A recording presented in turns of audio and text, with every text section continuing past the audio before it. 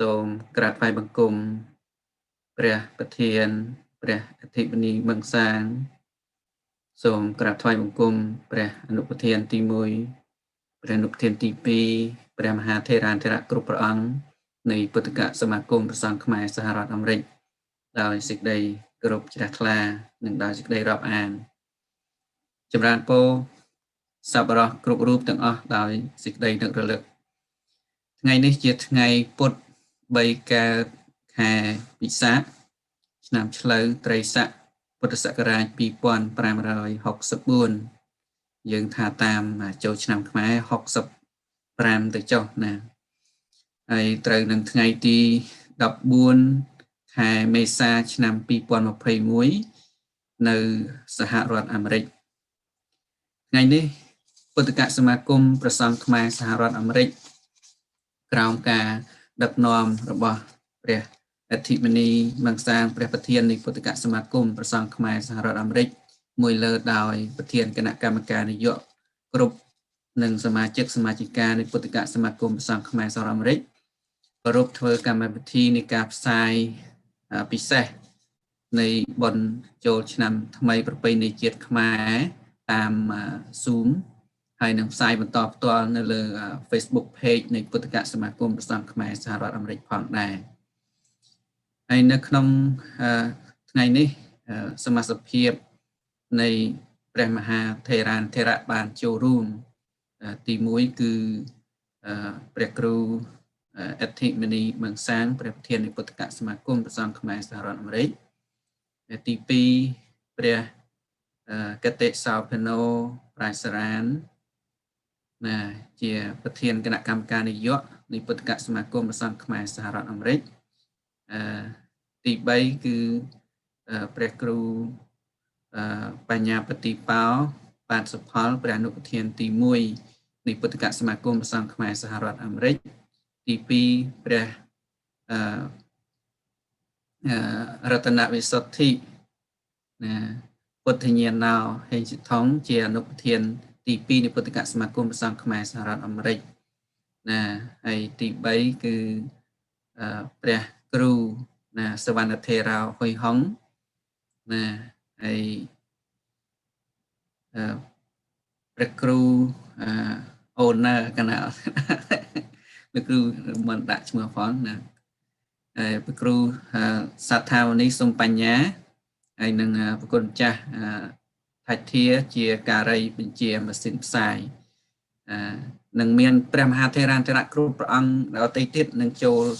នៅការផ្សាយថ្ងៃទី1ថ្ងៃនេះគឺយើងផ្សាយថ្ងៃទី1កម្មវិធីផ្សាយយើងផ្សាយ3ថ្ងៃណាថ្ងៃទី1ហើយរបៀបវរៈនៃការផ្សាយនៅក្នុងថ្ងៃទី1គឺថ្ងៃចូលសង្ក្រាន្តឆ្នាំថ្មី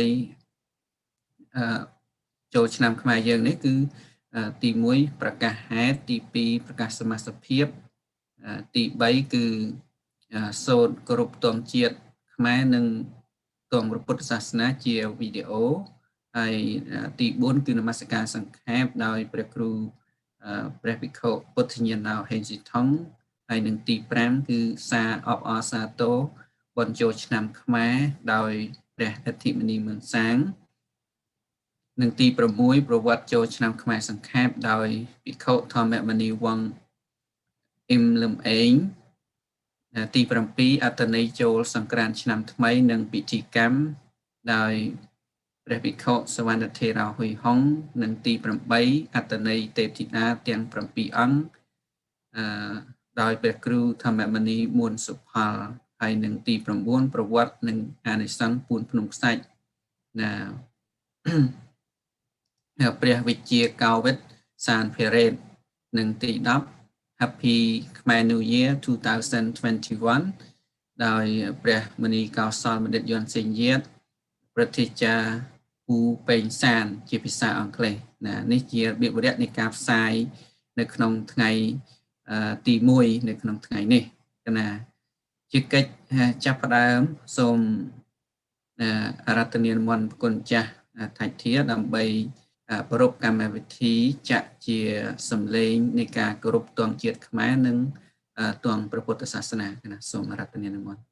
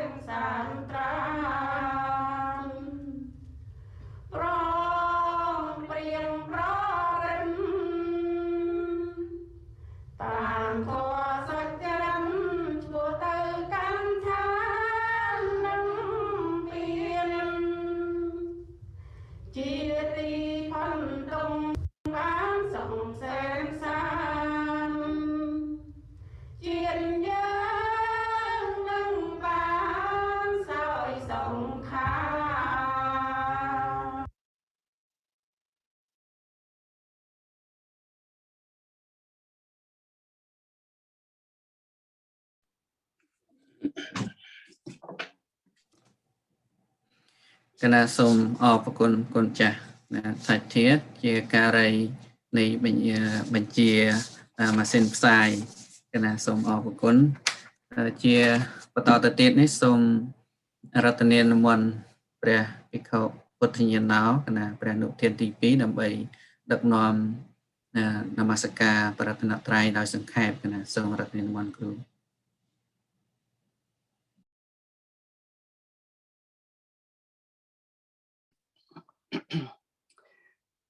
นะโมตัสสะภะคะวะโตอะระหะโตสัมมาสัมพุทธัสสะนะโมตัสสะภะคะวะโตอะระหะโตสัมมาสัมพุทธัสสะนะโมตัสสะภะคะวะโตอะระหะโตสัมมาสัมพุทธัสสะตังอะระหะติกุณะสังโยนตังพุท ធាងសិរសានមីមិតាញ់ចពុនធាងអ៊ិមេហេសាការេហេអភិពោជយាមិតាំងស្វខាតាតិគុណសង្ឃយោនតាំងធម្មងសិរសានមីមិតាញ់ចធម្មងអ៊ិមេហេសាការេហេអភិពោជយាមិតាំងសុបដិបណ្ណាតិគុណសង្ឃយោនតាំងសង្ឃាំងសេរសានមីមិតាញ់ចសង្ឃាំងអ៊ិមេហេសាការេហេអភិពោជយាមេនមការានុភាវេនហន្ត្វាសាមពេឧបន្តវេអនេកាអន្តរាយាបិវិនាសន្តោអសេសតោដោយអានុភាពនៃកិរិយានមស្ការថ្វាយបង្គំសូមឲ្យកំចាត់បងនៅឧបទ្រពទាំងឡាយទាំងពួងទាំងសេចក្តីអន្តរាយទាំងឡាយជាអនេកក៏ចូលឲ្យវិនាសទៅកំបីមានសេះសល់ឡើយ គណៈសូមអរគុណណាព្រះគ្រូពុទ្ធញ្ញាណោគណៈហើយកម្មវិធីបន្តទៅទៀតនេះមុននឹងចូលកម្មវិធីបន្តសូមប្រកេនប្រកាសណាគ្រប់ព្រះអង្គញាតិញោមគ្រប់រូបថាមានសមាជិកភាពសមាជិកចូលរួមបន្ថែមគឺមានឧបាសកណាប្រធាចារ្យពេងសានណាបានអញ្ជើញចូលមកហើយនៅក្នុងនោះមានប្រគុណព្រះភិក្ខុខោសកៈវាណាយើងសុចិត្រាណាហើយនឹងព្រះគ្រូមហាសាងខេមរាកណានឹងអត់ស្គាល់ព្រះនាមកណាថ្លែងគុំណាកណាអញ្ចឹងកម្មវិធីបន្តទៅទៀតនេះគឺខ្ញុំប្រកាសណាសូមបកគលការជាមជ្ឈន្តិក័យប្រកេនគុណចាស់សត្ថាមនីសុំបញ្ញាដើម្បីធ្វើកម្មវិធីបន្តពីខ្ញុំប្រកាសណាសូមរដ្ឋនិមន្តគុណចាស់សត្ថាមនីសុំបញ្ញាមិនញូតទេ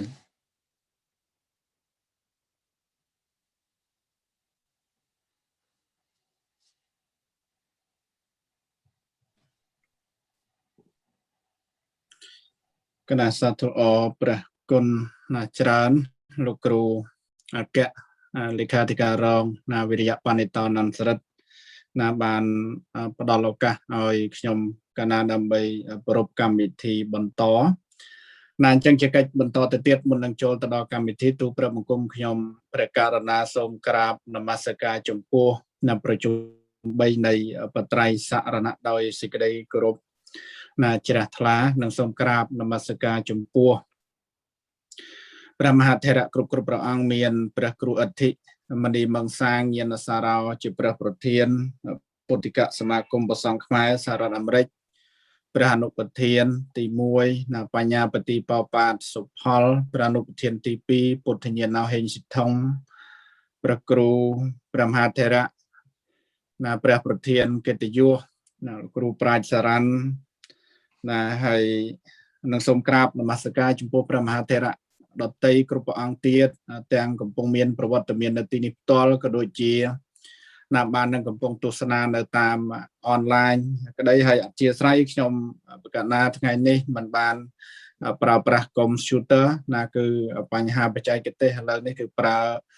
ទូរស័ព្ទអញ្ចឹងហើយមិនដូចជាមិនបានឃើញចំនួនណាប្រកាសណាម្ចាស់លោកគ្រូគ្រប់ព្រះអង្គចូលចំនួនប្រមាណអង្គអ្នកហើយចម្រើនពរដល់ញោមណាឧបេងសានណាដែលអញ្ជើញចូលរួមដែរហើយចម្រើនពរដល់ញាតិញោមសាធុសប្បុរសស្រីប្រុសណាថ្ងៃនេះដូចលោកគ្រូអគ្គលេខាធិការរងណាបានលើកមកហើយថានេះគឺជាការផ្សាយពិសេសមួយរបស់ពុទ្ធិកសមាគមព្រះសង្ឃខ្មែរសហរដ្ឋអាមេរិកណ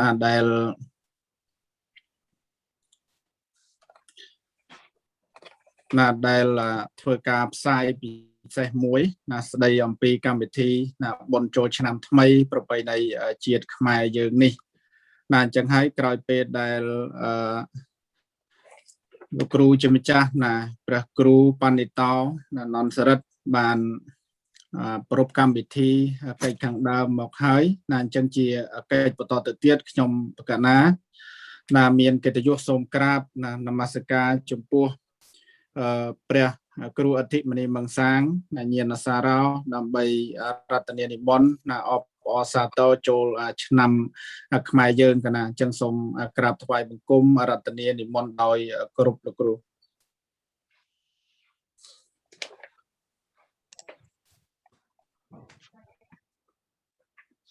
ជាបឋមខ្ញុំប្រកាសណាសូមលំអត់លំអរកាយនមស្ការដល់គុណព្រះរតនត្រ័យ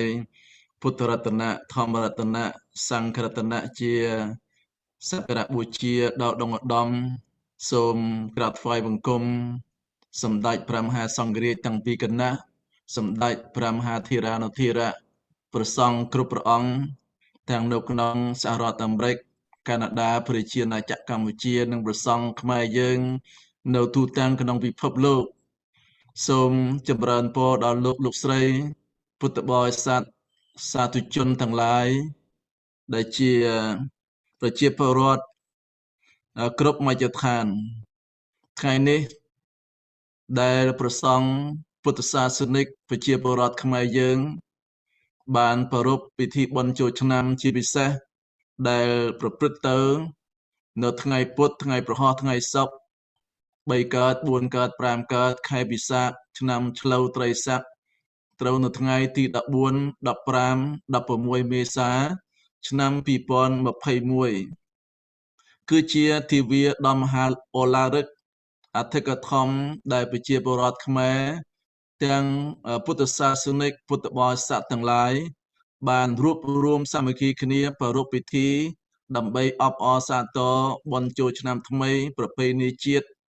ដោយក្តីសោមនស្សរីករាយដល់ក្រៃលែងជាពិសេសនៅក្នុងសហរដ្ឋអាមេរិកយើងនេះ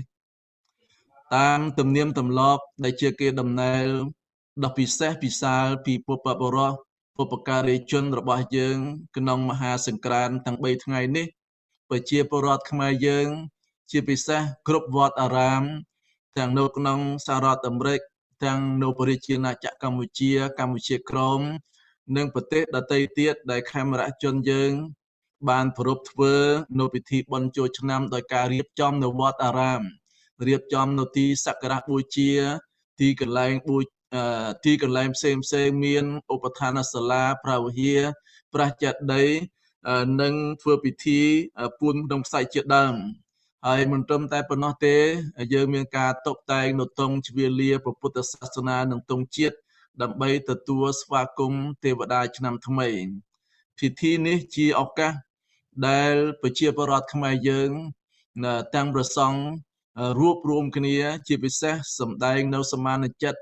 នៅស្វាគមន៍នៅក្នុងឱកាសបុណ្យចូលឆ្នាំថ្មីហើយក៏ជាកិច្ចមួយជាសមានចិត្តនៃព្រះសង្ឃក៏ដូចជាប្រជាពលរដ្ឋខ្មែរយើងមានចិត្តដើម្បីលះបង់នៅអ្វីទៅដែលជាមន្ទិលសៅហ្មងឆ្នាំចាស់ដែលជាអំពើអាក្រក់ឬក៏វិនាសថមថយដោយប្រការណាមួយឆ្នាំចាស់នោះក៏យើងមានសេចក្តីប៉ុនប៉ងដើម្បីជំរះនៅអំពើទាំងឡាយនោះជះចេញហើយមិនត្រឹមតែប៉ុណ្ណោះទេក្នុងឱកាសឆ្នាំថ្មីនេះទាំងបព្វជិតទាំងក្រហមដែលជាអ្នកកាន់ពុទ្ធសាសនាក៏បានមនីបំពេញនៅពុញ្ញកុសលកម្មទាំងឡាយមានទានសិលនិងភាវនាជាដើមហើយជាពិសេសទៀតយើងយកតម្រាប់តាមនៅព្រហ្មវិហារធម៌ទាំង4មានមេត្តាធម៌ករុណាធម៌មុទិតានិងឧបេក្ខាធម៌ដែលជាបន្តជាមារគាសម្រាប់ដឹកនាំនៅក្នុងសង្គមជាតិនិងសង្គមសាសនារបស់យើងដើម្បីឲ្យមានភាពល្អប្រសើរដើម្បីសុខដុមរមនាដើម្បីសិរីសួស្តីវិបុលសុខគ្រប់ប្រការចាប់ពីឆ្នាំថ្មីនេះតរៀងទៅខ្ញុំប្រកាសរណាអាត្មាភាពក្នុងនាមជាប្រធានពុទ្ធិកសមាគមព្រះសង្ឃខ្មែរសហរដ្ឋអាមេរិក ក៏សូមតំណាងដល់គណៈកម្មការនយោបាយតំណាងដល់សមាជិកនៃពុទ្ធិកសមាគមព្រះសង្ឃខ្មែរក៏ដូចជាសមាជិកនៃពុទ្ធសាសនូបត្ថម្ភទាំងអស់ដែលបានឧបត្ថម្ភគាំទ្រដល់ពុទ្ធិកសមាគមព្រះសង្ឃខ្មែរ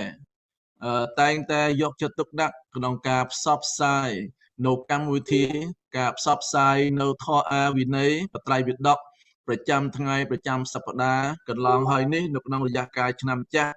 ដែលសមាជិកព្រះសង្ឃយើងទាំងអស់គ្នាខំប្រឹងយកធម្មពលខំប្រឹងយកសមត្ថភាពនិងលទ្ធភាពពេលវេលាដើម្បីស្រាវជ្រាវផ្សព្វផ្សាយនៅកម្មវិធីសាសនានិងកម្មវិធីចំណេះចេះដឹងដល់ប្រជាពុទ្ធបរិស័ទទាំងឡាយជាទីយកចិត្តទុកដាក់យ៉ាងខ្លាំងក្រៃលែងនៅក្នុងឱកាសឆ្នាំថ្មីខាងមុខនេះទៀតខ្ញុំប្រកាសណាត្មាភាពជាពិសេសសូមរំលឹកដល់សមាជិកព្រះសង្ឃនៃពុទ្ធិកាសមាគមព្រះសង្ឃខ្មែររដ្ឋអាមេរិកទាំងអស់សូមបន្តដំណើរដើម្បីបំពេញនូវភារកិច្ចនៅលក្ខន្តិកៈនៃសមាគមព្រះសង្ឃខ្មែរយើងដែលមានបេសកកម្មគោលបំណងនិងទិសដៅតទៅទៀតដើម្បីគ្រប់គ្រងនិងលើកកម្ពស់ស្មារតីនៃព្រះពុទ្ធសាសនារបស់យើងដើម្បីសាមគ្គីភាពក្នុងចំណោមព្រះសង្ឃដែលគង់នៅជាអចិន្ត្រៃយ៍នៅក្នុងសហរដ្ឋអាមេរិកក្តីមិនតាន់អចិន្ត្រៃយ៍នៅក្នុងសហរដ្ឋអាមេរិកក្តីហើយនៅក្នុងការថែរក្សានិងពង្រឹងសុខុមាលភាពហើយដើម្បីរក្សានូវវប្បធម៌សិលធម៌នៃពលរដ្ឋខ្មែរអាមេរិកាំងដែលកំពុងរស់នៅក្នុងសហរដ្ឋអាមេរិកយើងនេះឲ្យមានសុខដុមរមនាហើយនឹងស្អាតប្រតិបត្តិការដោយការគោរពច្បាប់ទៅតាម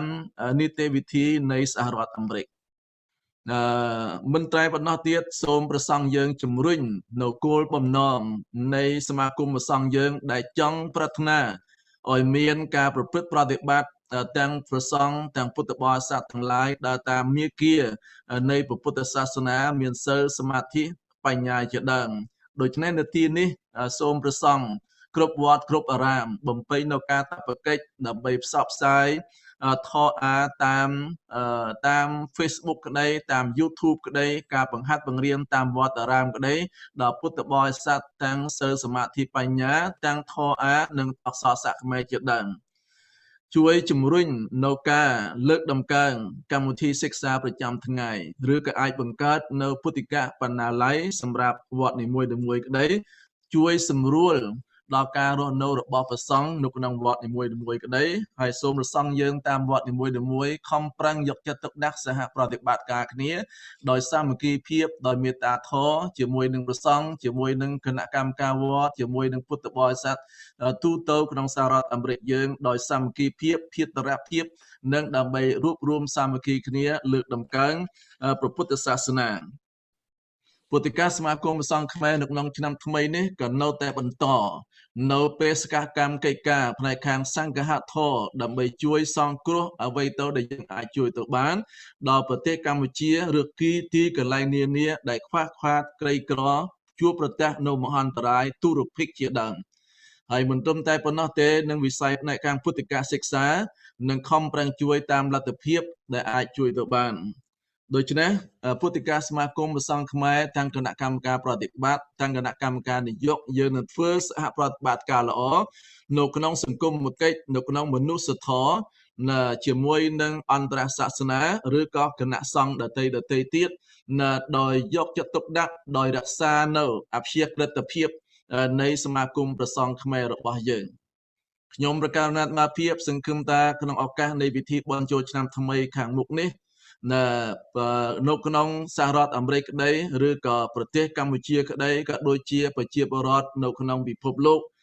នឹងបានធូរស្បើយអំពីជំងឺតម្កាត់ជាពិសេសនឹងប្រឆាំងនៅកូវីដកូវីដ -19 ដែលរដ្ឋាភិបាលរាជរដ្ឋាភិបាលនៃប្រទេសនីមួយៗ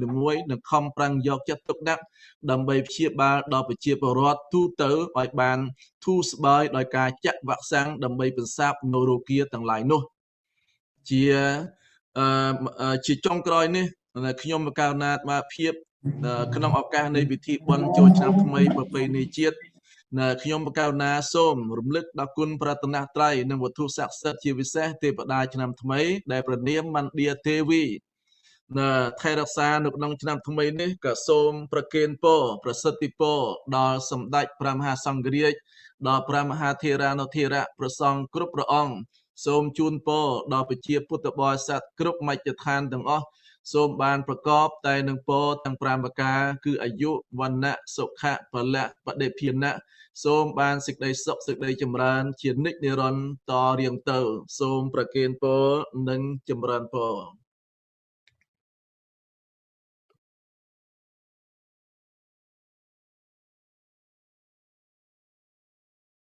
បើកមញូតណាណាអធិស្ឋានកណាសាធុសាធុសាធុណាអរព្រះគុណច្រើនណាព្រះអធិមនីមង្សាញាណសារោជាព្រះប្រធានពុទ្ធិកសមាគមប្រសង្ឃខ្មែរសហរដ្ឋអាមេរិកណាបានថ្លែងនៅការអបអរសាទរសម្រាប់កម្មវិធីបុណ្យចូលឆ្នាំថ្មីប្រពៃណីជាតិខ្មែរយើងណានឹងបានប្រគេនពរក៏ដូចជាជូនពរដល់បកណាម្ចាស់ញាតិញោមសាធុសប្បុរសស្រីប្រុសណាប្រកបដោយអត្ថន័យអត្ថរសកណាសូមគោរពប្រគេនពរផងដែរណាដល់ព្រះអធិមនីមង្សាញាណសារោជាព្រះប្រធានពុទ្ធិកសមាគមប្រសង្ឃខ្មែរសូមឲ្យមានប្រសុខភាពល្អបរិបូរណ៍ប្រជញ្ញមាយុយឺនយូរណាគង់ជាមនុស្សដល់បរិស័ទក៏ដូចជាប្រសង់នៅលើទឹកដីនៃសហរដ្ឋអាមេរិកក៏ដូចជាក្នុងការផ្សព្វផ្សាយនៅព្រះសាសនាពុទ្ធសាសនាខ្មែរយើងណាផ្សាយទូទៅពេញសកលលោកកណាសូមអរព្រះគុណច្រើនកណាជាកិច្ចបន្តទៅទៀតទូលព្រះបង្គំខ្ញុំប្រកាសណាសូមក្រាបថ្វាយបង្គំនមស្ការចំពោះណាព្រះគ្រូធម្មមុនីវង្សណាលំអេងដើម្បីបានឱកាសណាលោកគ្រូអរតនានិមន្តសម្ដែងអំពីប្រវត្តិនៃការប្រពៃកម្មវិធីបុណ្យចូលឆ្នាំប្រពៃណីខ្មែរយើងដោយសង្ខេបប៉ុន្តែពុពេញដោយអត្តន័យដែលអាចទទួលយកបានកណាអញ្ចឹងសូមក្រាបថ្វាយបង្គំអរតនានិមន្តដោយសេចក្តីគោរពកណា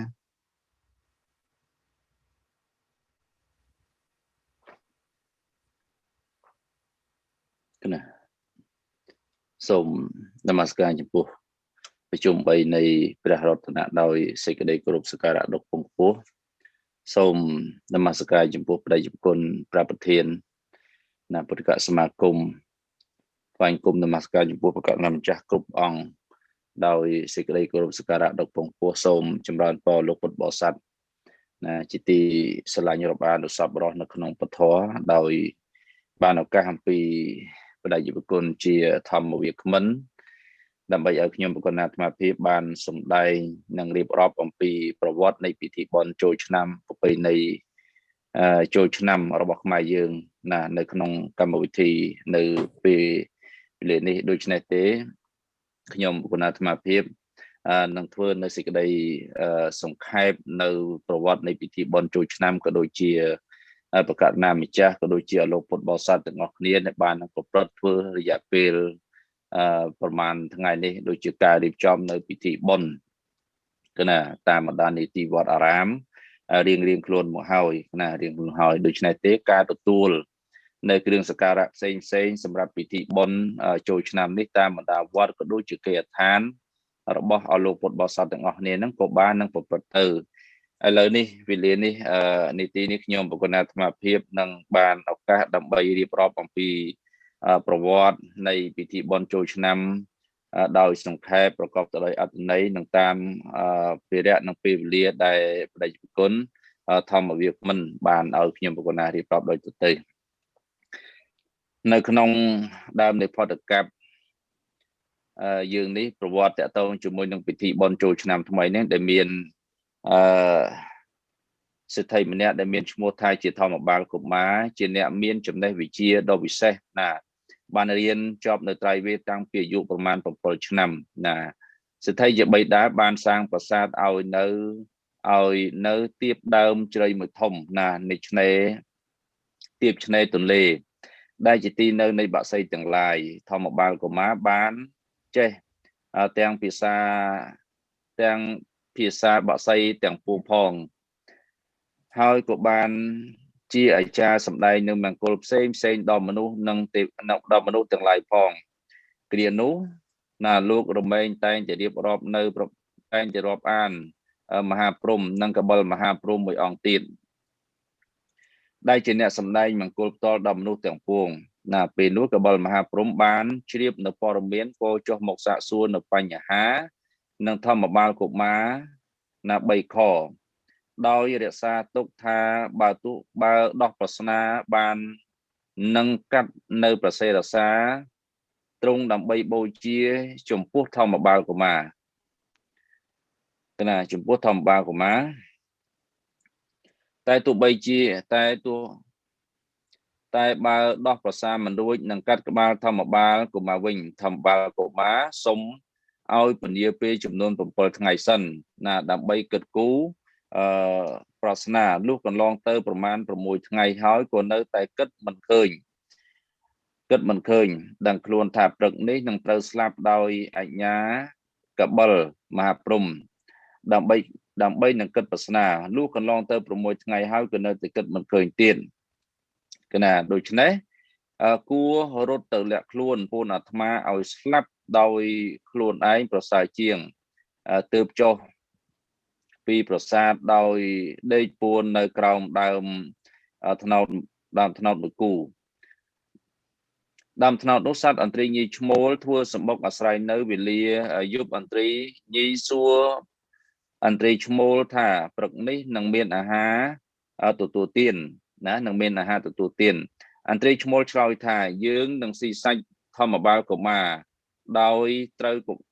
កបិលមហាព្រំសម្លាប់ព្រោះដោះប្រសាមិនរួចអន្ត្រីញីសួរថាប្រស្នានោះដូចម្ដេចអន្ត្រីឈ្មោលឆ្លើយថាវេលាព្រឹកសេរីសួស្ដីស្ថិតនៅទីណាត្រូវឆ្លើយថានៅលើមុខហេតុដូច្នេះទើបមនុស្សហេតុដូច្នេះប្រស្នាដូច្នេះអន្ត្រីឈ្មោលក៏ឆ្លើយថាវេលាព្រឹកសេរីសួស្ដីស្ថិតនៅទីណាត្រូវឆ្លើយថានៅលើមុខហេតុនេះទើបមនុស្ស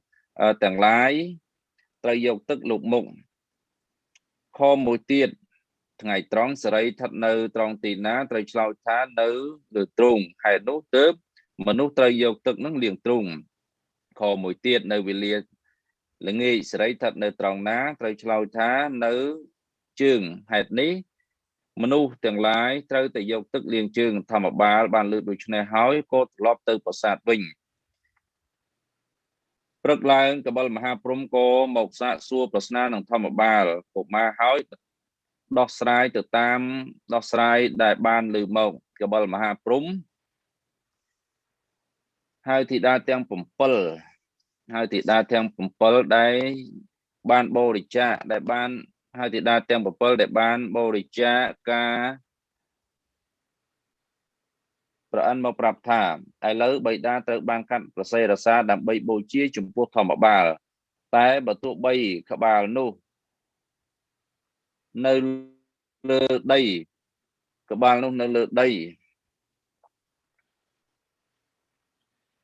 នោះនឹងកើតជាភ្លើងឆេះទាំងលោកធាតុទោះបី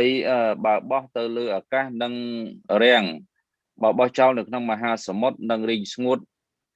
រហូតទៅដូច្នេះហើយសូមឲ្យកូនទាំង7នាក់នឹងយកពានមកទទួលសេរសាបិតាហើ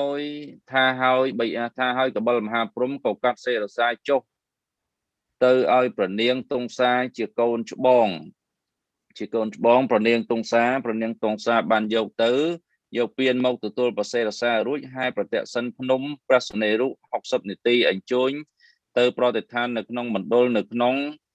គុហាគន្ធមាលាភ្នំកៃឡាសបូជាគ្រឿងទឹកផ្សេងព្រះវិស្វកម្មទេវបុត្រក៏និមិត្តរោងទឹកធ្វើ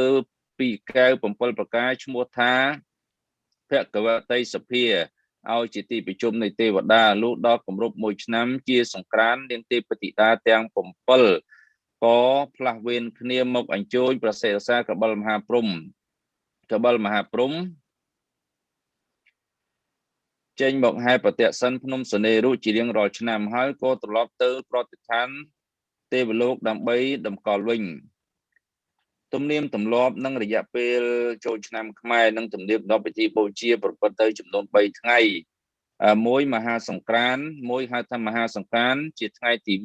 1 ពីរវិរៈវណ្ណបតជាថ្ងៃទី2 3ហៅថាថ្ងៃឡើងស័កចំពោះការកំណត់នៅពេលវេលាម៉ោងនាទីដែលឆ្នាំចាស់ត្រូវផ្លាស់ផុតទៅហើយទេវតាឆ្នាំថ្មីត្រូវចុះមក ទទួលតំណែងពីទេវតាឆ្នាំចាស់នោះ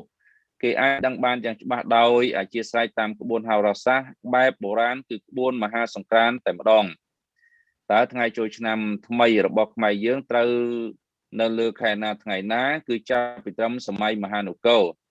ខ្មែរយើងប្រើច័ន្ទកតេដើម្បីកំណត់យកនៅខែមករាដែលខែមករាជាខែចូលឆ្នាំហើយខែ1ខែកដឹកជាខែ12លុះក្រោយមកទើបគេនិយមប្រើសុរិយកតេជាសំខាន់វិញដើម្បីជាសំខាន់វិញហើយកំណត់ឆ្នាំក្នុងខែចែកគឺខែទី5ដែលជាឆ្នាំកំណត់នៅព្រះអាទិត្យចូលកាន់មេរាសីហើយចូលឆ្នាំរមែង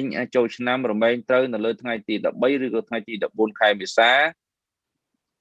ឬក៏យើងឲ្យឈ្មោះថាជាខែចែកណាជារៀងរាល់ឆ្នាំមកចំពោះការលេងល្បែងប្រជាប្រិយមានដូចជាការបោះអង្គុញចោលឈូងទាញប្រត់លាក់កន្សែងចាប់កូនខ្លែងស្ដេចចង់ណាក្របមាន់ស្វាដណ្ដើមស្លឹកមានរបាំត្រុដិជាដើមណាជាពិសេសទៀតគឺរំវងតែអាស្រ័យទៅតាមការនិយមនឹងចូលចិត្តរបស់មនុស្សយើងម្នាក់ៗគឺខ្លះនិយមដើរកំសាន្តខ្លះនិយមទៅតាមធ្វើពិធីបុណ្យទានទៅតាមទីវត្តអារាមផ្សេងណាគណៈម្ចាស់នេះគឺជាប្រវត្តិតកតងជាមួយនឹងពិធីបុណ្យចូលឆ្នាំថ្មីដោយសង្ខេបដែលខ្ញុំគណៈបានធ្វើនៅក្នុងកម្មវិធីនៃពិធីបុណ្យចូលឆ្នាំថ្មីប្រពៃណីរបស់យើងក៏ដូចជាមានការបញ្ជាក់រឿងរ៉ាវតកតងជាមួយនឹងធម្មបាលកុមារក៏ដូចជាជាមួយនឹងសត្វអន្ត្រីណាដែលមានដោះប្រស្នាគ្នានិយាយអំពីរឿងរ៉ាវគឺនិយាយអំពីសេរី3ប្រការណាពេលព្រឹកសេរីនៅត្រង់ណាពេលថ្ងៃសេរីនៅត្រង់ណាពេលល្ងាចនិងសេរីទៅស្ថិតនៅក្នុងពេលណាហ្នឹងសេរី3ប្រការហ្នឹងហើយមួយចំណែកទៀតការចូលឆ្នាំរបស់ខ្មែររបស់យើងដែលយើងឲ្យឈ្មោះថាចូលឆ្នាំថ្មីប្រពៃណីជាតិរបស់យើងគឺមានរយៈពេល3ថ្ងៃគឺថ្ងៃទី1គឺយើងឲ្យឈ្មោះថាការចូលនៅថ្ងៃមហាសង្ក្រាន្តថ្ងៃទី2ឲ្យឈ្មោះថាវិរៈកណ្ដបទថ្ងៃទី3ឲ្យឈ្មោះថាថ្ងៃឡើងស័កនឹងមានលបែងលបាំប្រជាប្រិយរៀបរាប់ការធ្វើប្រព្រឹត្តទៅតាមទីវត្តអារាមរៀងខ្លួននិងរៀងព្រះអង្គដែលអលោកពុទ្ធបរិស័ទប្រកាសណាមចាស់ទាំងអស់នេះបានរៀបចំមកហើយនោះអញ្ចឹងទេការរៀបរាប់នៅក្នុងពិធីបុណ្យដោយសង្ខេបនៃការធ្វើទៅតាមទីវត្តអារាមឬក៏ទីតាមកន្លែងផ្សេងទាំងអស់នេះក៏ដូចជាប្រកាសណាមម្ចាស់ទាំងអស់គ្នាបានយល់ជាហើយអញ្ចឹងការរៀបរាប់មកនៅសង្ខេបប្រវត្តិប្រកបទៅដោយអត្ថន័យប៉ុណ្ណេះខ្ញុំកណ្ណាសូមបញ្ចប់ទៅដោយសង្ខេបណាសូមអរគុណនិងសូមប្រគេនពរសេចក្តីគួរបង្គាប់យ៉ាងណាក៏សូមខន្តីអភ័យទោសណាសូមអរគុណ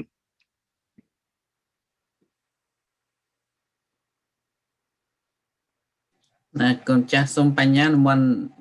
open mute ណា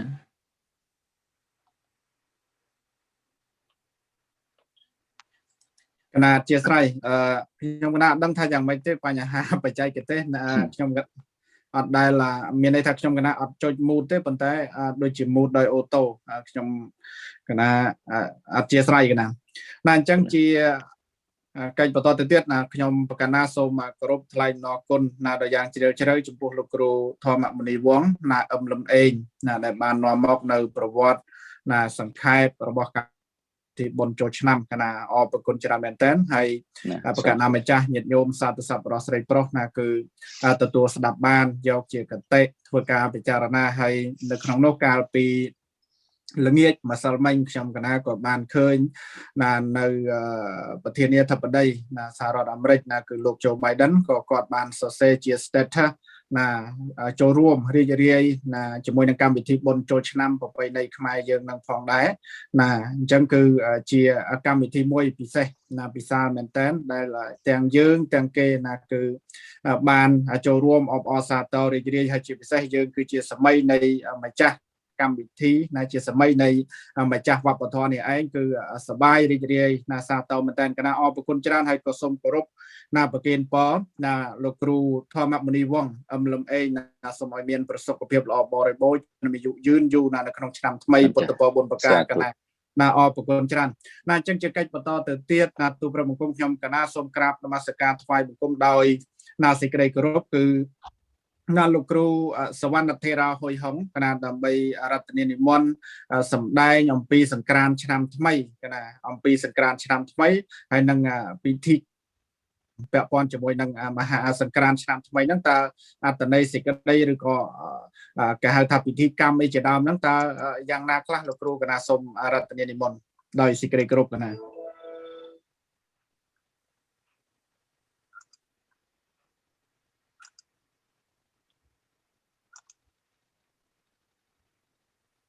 កណាយ៉ាងម៉េចលោកគ្រូអត់បើកបញ្ញូទេដឹងកណា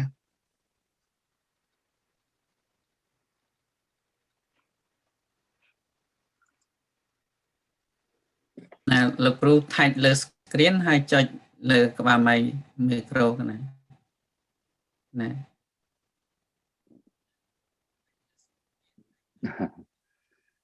អត់មាននៅក្បែរហ្នឹងពិបាកនេះទៀតមាន ធំណាលឺនៅឃើញណា កណាលើលោកគ្រូកណាសូមរតនានិមន្តដល់ទៀតអរគុណណាស់ខ្ញុំបកណាសូមគោរពនមស្ការចំពោះគុណបរតនត្រ័យគុណកៅទាំង3ជាទីគោរពនិងជាទីសក្ការៈហើយខ្ញុំបកណាសូមគោរពនមស្ការចំពោះលោកគ្រូអធិមនីបង្សានដែលជាប្រធានសមាគមពុទ្ធិកសមាគមអសង្ឃខ្មែរហើយនិងជាបច្ចារិកាវត្តនិសតារាមជាទីគោរពទីសក្ការៈហើយនឹងសូមគោរពនមស្ការចំពោះព្រះធេរានុធេរៈគ្រប់ព្រះអង្គទាំងក្នុងប្រទេសនិងក្រៅប្រទេសជាពិសេសគឺព្រះសង្ឃពុទ្ធមណ្ឌលនៅក្នុងលើពិភពលោកទាំងមូលដែលជាសង្ឃរតនៈនេះគឺថាគោរពដោយការខ្ពស់ពីខ្ញុំកណាហើយបន្ទាប់ពីទៅក៏ខ្ញុំកណាបានចូលរួមនៅក្នុងកម្មវិធីពុទ្ធិកសមាគមព្រះសង្ឃខ្មែរដែលផ្សាយជាធម្មទានដើម្បីចែកជូនដល់នៅពុទ្ធបរិស័ទទូទៅទាំងក្នុងប្រទេសទាំងក្រៅប្រទេសប៉ុន្តែបានចូលរួមនៅក្នុងថ្ងៃនេះគឺព្រះអង្គសទ្ធាសុំបញ្ញាដែលបានសាកសួរអំពីអត្តន័យប្រធានបទដែលបានសាកសួរដល់ខ្ញុំបណ្ដាថ្ងៃនេះដើម្បីបកស្រាយចែកជាធម្មទានដល់បកណាគ្រប់ព្រះអង្គហើយនិងពុទ្ធបរិស័ទគ្រប់រូបទាំងអស់ដើម្បីបានជាធម្មទាននឹងផងហើយបានជាការយល់ដឹងទាំងអស់គ្នាហើយក្នុងពេលនេះគឺប្រធានបទដែលបានសាកសួរនេះគឺមាន2ចំណុចដែលយើងបានពុទ្ធិកសមាគមព្រះសង្ឃខ្មែរដែលបានផ្ដល់មកឲ្យខ្ញុំកណានេះគឺអត្តន័យនៃបញ្ចូលចង្ក្រានឆ្នាំថ្មីហើយនឹងទី2គឺវិធីកម្មគឺជាសាសនវិធីមួយនៅក្នុងពុទ្ធសាសនាហើយចង់ដឹងថាអត្តន័យប្រធានបទទី1ដែលព្រះអង្គបានសាកសួរមកពីអត្តន័យបើយើងប្រែមកប្រែថាសេចក្តីការអត្តន័យគឺថាអត្តន័យគឺខ្លឹមសារឬក៏អត្ថន័យគឺជាប្រយោជន៍នៃការបញ្ចូលឆ្នាំផងហើយចូលមហាចង្ក្រានឆ្នាំថ្មីនេះមហាចង្ក្រានគឺជាការចូលឆ្នាំមហាចង្ក្រានគឺមាន3ចំណុចដែលលោកគ្រូគ្រប់ព្រះអង្គបានអានជាប្រវត្តិចូលឆ្នាំមកបាញ់មិញនេះគឺថាចង្ក្រាននឹងគឺជាដំណើរនៃព្រះអាទិត្យនឹងគឺដើរមួយជុំមួយឆ្នាំគឺមួយជុំជួបគ្នាម្ដងហើយក៏កំណត់ថាមួយឆ្នាំកន្លងផុតទៅហើយក៏ចាប់ផ្ដើមកំណត់យកនៅឆ្នាំថ្មីរាប់ឆ្នាំថ្មីបន្តទៅទៀតប៉ុន្តែនៅក្នុងន័យខ្លឹមសាររបស់វចនានុក្រមសម្ដេចព្រះសង្ឃរាជសម្ដេចជួនណាតដែលបានសរសេរមកគឺមហាចង្ក្រានគឺមាន3ដូចជាពុទ្ធបរិស័ទដូចជាបកណាគ្រប់ព្រះអង្គ ដែលបានយល់ហើយបានសិក្សាហើយបានដឹងសឹងតែគ្រប់ព្រះអង្គនិងគ្រប់អ្នកទាំងអស់អញ្ចឹងគឺចង្ក្រានហ្នឹងគឺខ្ញុំបណ្ដាឆ្លើយថាមាន3ចំណុចគឺថ្ងៃទី1គឺថ្ងៃនៃមហាចង្ក្រានទី1គឺថ្ងៃចូលឆ្នាំនឹងតែម្ដងទៅជាចូលឆ្នាំថ្ងៃទី14ហ្នឹងគឺទេសរមត្តទេបតាចុះមកម៉ោង4ចិត្តភ្លឺហ្នឹងគេកំណត់ថាជាមហាចង្ក្រានគឺថ្ងៃទី1គឺថ្ងៃចូលឆ្នាំថ្ងៃទី2បន្ទាប់មកគេហៅថាជាថ្ងៃវារៈជាថ្ងៃវារៈកណ្ដាលឬក៏ហៅថាជាថ្ងៃវណ្ណបតនេះគឺសភៅវចនានុក្រមរបស់សម្ដេចព្រះសង្ឃរាជបញ្ជាក់ថាជាថ្ងៃខ្វាក់ហ្នឹងគឺជាថ្ងៃកណ្ដាលហ្នឹងមិនទាន់យកកាយបានទេហើយថ្ងៃទី3គឺជាថ្ងៃវិរៈឡើងស័កគឺជាការផ្លាស់ស័កថ្មីគឺជាថ្ងៃគម្រប់សក្ការៈហ្នឹងគឺគម្រប់ឆ្នាំនឹងអត់មានលើសមានខ្វះកំណត់ដូចជាពុទ្ធសករាជ2565អញ្ចឹងគឺថាគ្រប់បរិបូរណ៍អញ្ចឹងគឺអំពីការចង្ក្រានហ្នឹងគឺចូលឆ្នាំគឺមាន3ចំណុចហ្នឹងឯងហើយចំណែកក្នុងនេះប្រកបដោយប្រធានបទហ្នឹងថាអត្តន័យគឺសេចក្តីដូចឆ្នាំដូចថ្ងៃទី1អញ្ចឹងមុននឹងចូលឆ្នាំគឺតាមទម្លាប់មកគឺបរិស័ទយើងនេះគឺតែងតែកាត់សម្លៀកបំពាក់សម្រាប់ខ្លួនឯងផងហើយក៏សម្រាប់អ្នកកូនចៅឲ្យស្លៀកពាក់ល្អថ្មីទាំងអស់ហើយជាពិសេសទៀតនោះគឺពុទ្ធបរិស័ទនឹងគឺបានមានសកម្មភាពដូចជាសកម្មភាពយើងបោសសម្អាតផ្ទះដោយរៀបចំគ្រឿងសក្ការៈមានទៀនមានធូបមានផ្កាមានភ្ញីអីជាដើមនឹងគឺសម្រាប់រៀបចំទទួលទេវតាហើយនឹងជួនកាលក៏ទៅសម្អាតបច្ចេកដីឬក៏សម្អាតនៃពោធិព្រឹក្សឬក៏សម្អាតផ្លូវឬក៏សម្អាតជាវត្តជាអារាមដូចហ្នឹងទៅនឹងគឺជាថ្ងៃមហាចង្ក្រានថ្ងៃចូលឆ្នាំហ្នឹងតែយើងធ្លាប់ដឹងធ្លាប់ឮមកធ្លាប់បានសង្កេតធ្លាប់បានអនុវត្តជាហោហែតាំងតែពីតូចបើខ្ញុំមិនដឹងតែពីតូចមកណាហូតមកដល់នាពេលបច្ចុប្បន្ននេះហើយនៅមានកិច្ចការងារផ្សេងទៀតថ្ងៃដំបូងហ្នឹងគឺអ្នកកាន់នៃពុទ្ធសាសនាហ្នឹងក៏យើងបានមានអត្តន័យថាយើងនាំកូននាំចៅនឹងរងចាំទទួលទេវតាហ្នឹងគឺទៅគោរពនមស្ការចំពោះនៃពុទ្ធរូបពុទ្ធរូបនិងពុទ្ធបដិមានឹងជួនកាលក៏ទៅនៅក្នុងផ្ទះមានពុទ្ធរូបខ្មែរយើងមានពុទ្ធរូបមួយអង្គមានពុទ្ធរូបខ្លះមានពុទ្ធបដិមាខ្លះពុទ្ធរូបនឹងគេកណ្ដាស់ឬពុទ្ធបដិមានឹងធ្វើពីថ្មកែវថ្មធ្វើពីឈើខ្លឹមចាន់អីចឹងទៅតូចធំបីយ៉ាងណាគឺយើងអ្នកកាន់ពុទ្ធសាសនាតែងតែមានពុទ្ធរូបនឹងគ្រប់ផ្ទះអញ្ចឹងនាំកូននាំចៅទៅធ្វើពិធីគោរពនមស្ការរងចាំទទួលទេវតាព្រោះយើងបានយល់ថាមានជំនឿដាក់ទឹកចិត្តហើយទឹកចិត្តថាទេវតាចុះមកគឺមានសេចក្តីសង្ឃឹមថាបើធ្វើល្អទេវតានឹងគឺតាមថែរក្សាអញ្ចឹងគឺសំខាន់ល្អគឺយើងទៅថ្វាយគុំព្រះថ្វាយគុំមេតាបិតាហ្នឹងយើងថាសង្កត់ថាជាល្អទៅតាមផ្លូវកាយផ្លូវវិជ្ជាប្រសិទ្ធហ្នឹងនឹងគឺជាអត្តន័យដែលនៅព្រះអង្គសូមបញ្ញាដែលបានដាក់ប្រធានបទមកហ្នឹងខ្ញុំកណាវិញ្ញេទៅតាម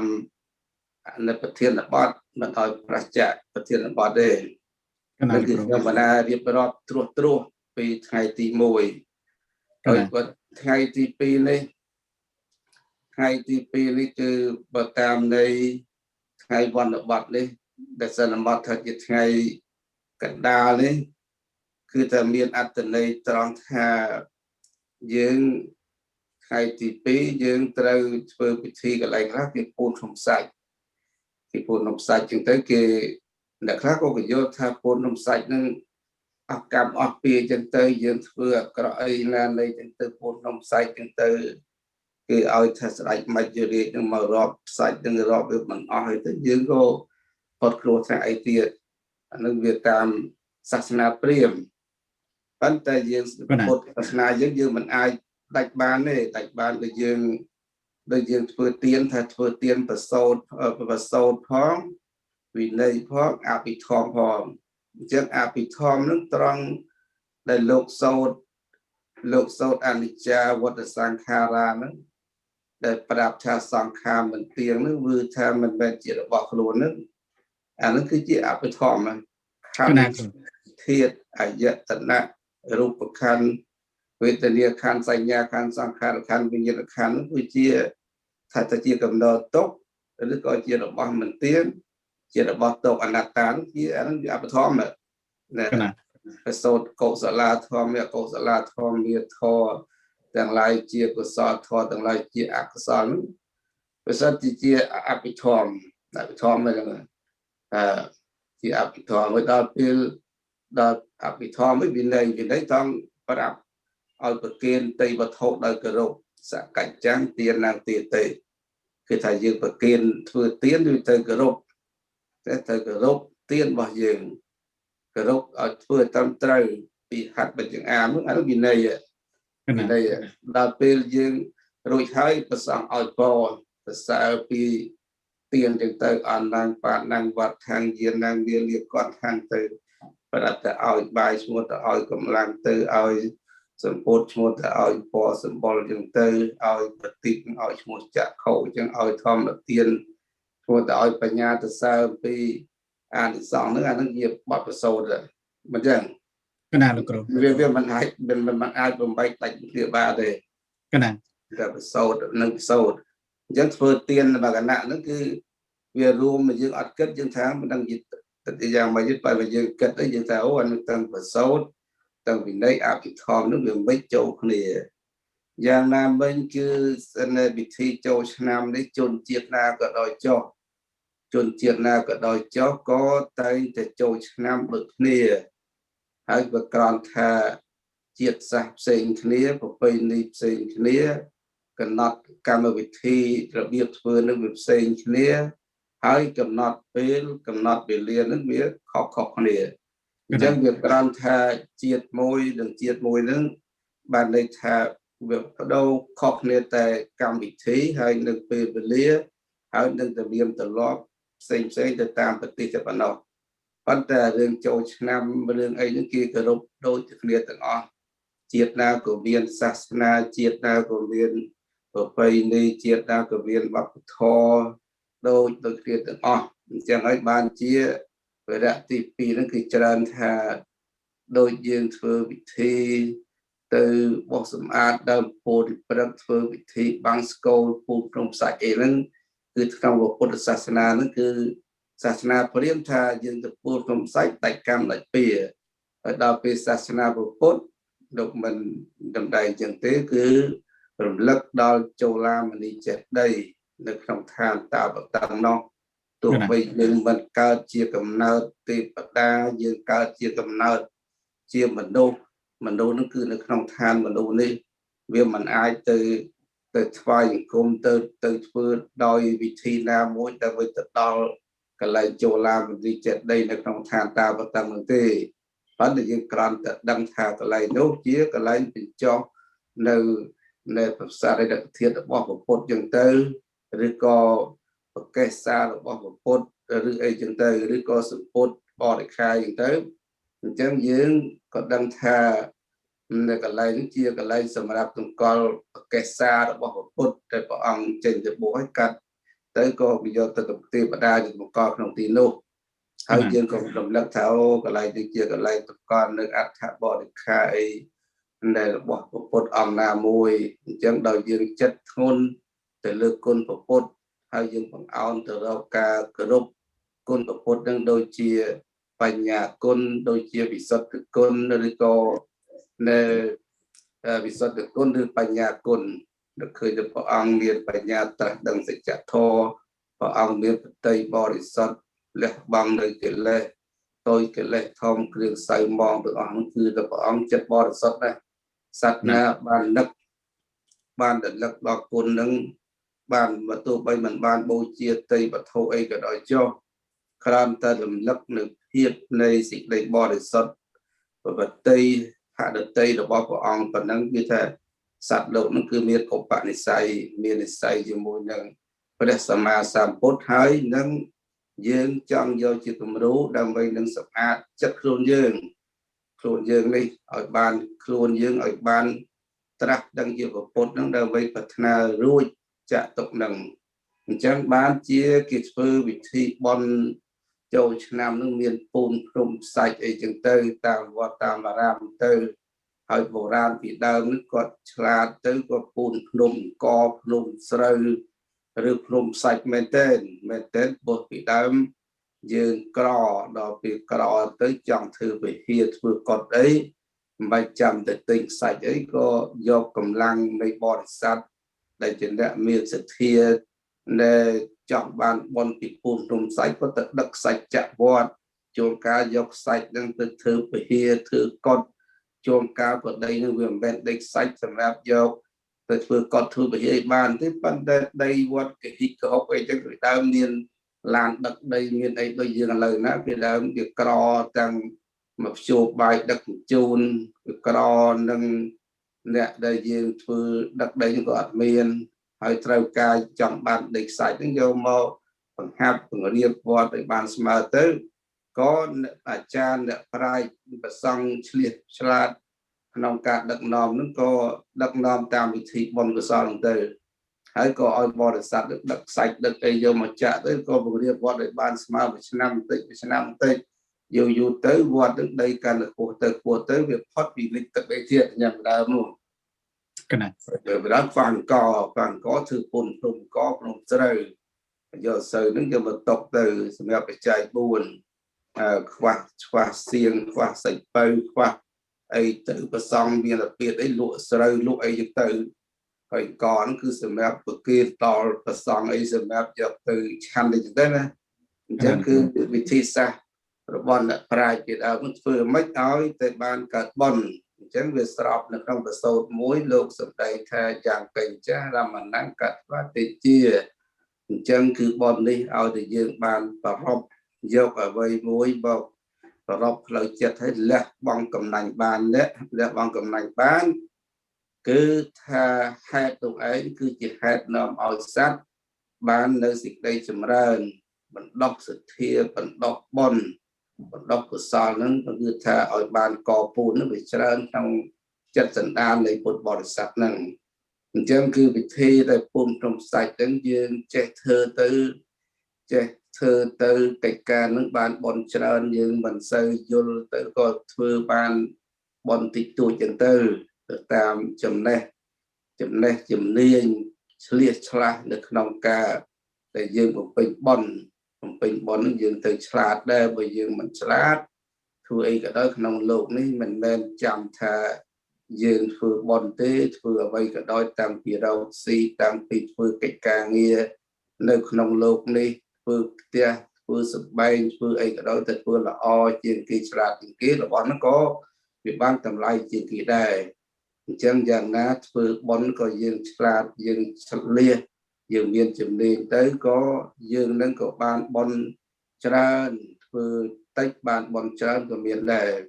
អញ្ចឹងគឺក្នុងថ្ងៃទី2ហ្នឹងមហាចក្រានទី2ហើយទៅថ្ងៃហៅថាថ្ងៃវត្តបត់ហើយវត្តបត់ហ្នឹងគឺថាដូចខ្ញុំបណ្ណាថាប្រែមកថាថ្ងៃខ្វាក់ប៉ុន្តែអត្តនវិធីធ្វើអត្តន័យហ្នឹងគឺបានន័យថាអញ្ចឹងគេធ្វើពីពូនរំសាច់បាំងស្គរអីចឹងទៅ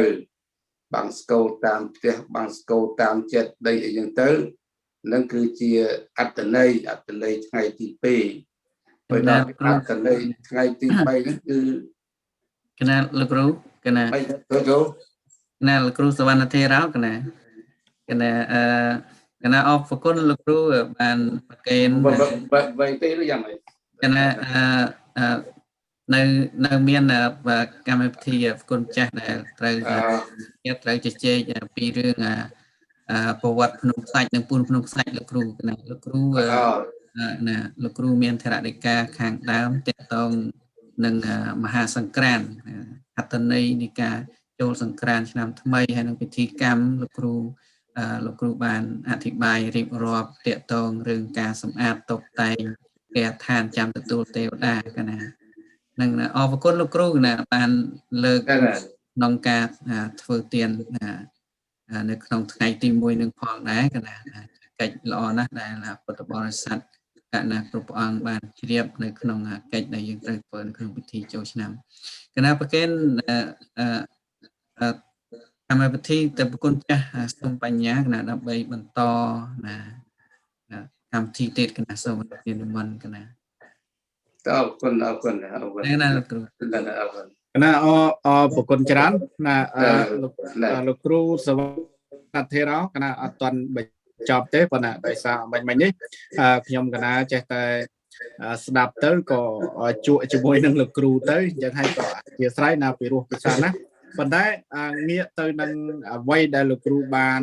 ធ្វើជាធម្មបរិយាយមកខ្ញុំកណាចាប់អារម្មណ៍ពាក្យមួយដែលលោកគ្រូបានមានតរណិកាថាមហាចង្ក្រានឬក៏ចង្ក្រានហើយអ្នកផ្សេងដទៃគេហៅថាសង្ក្រានតើ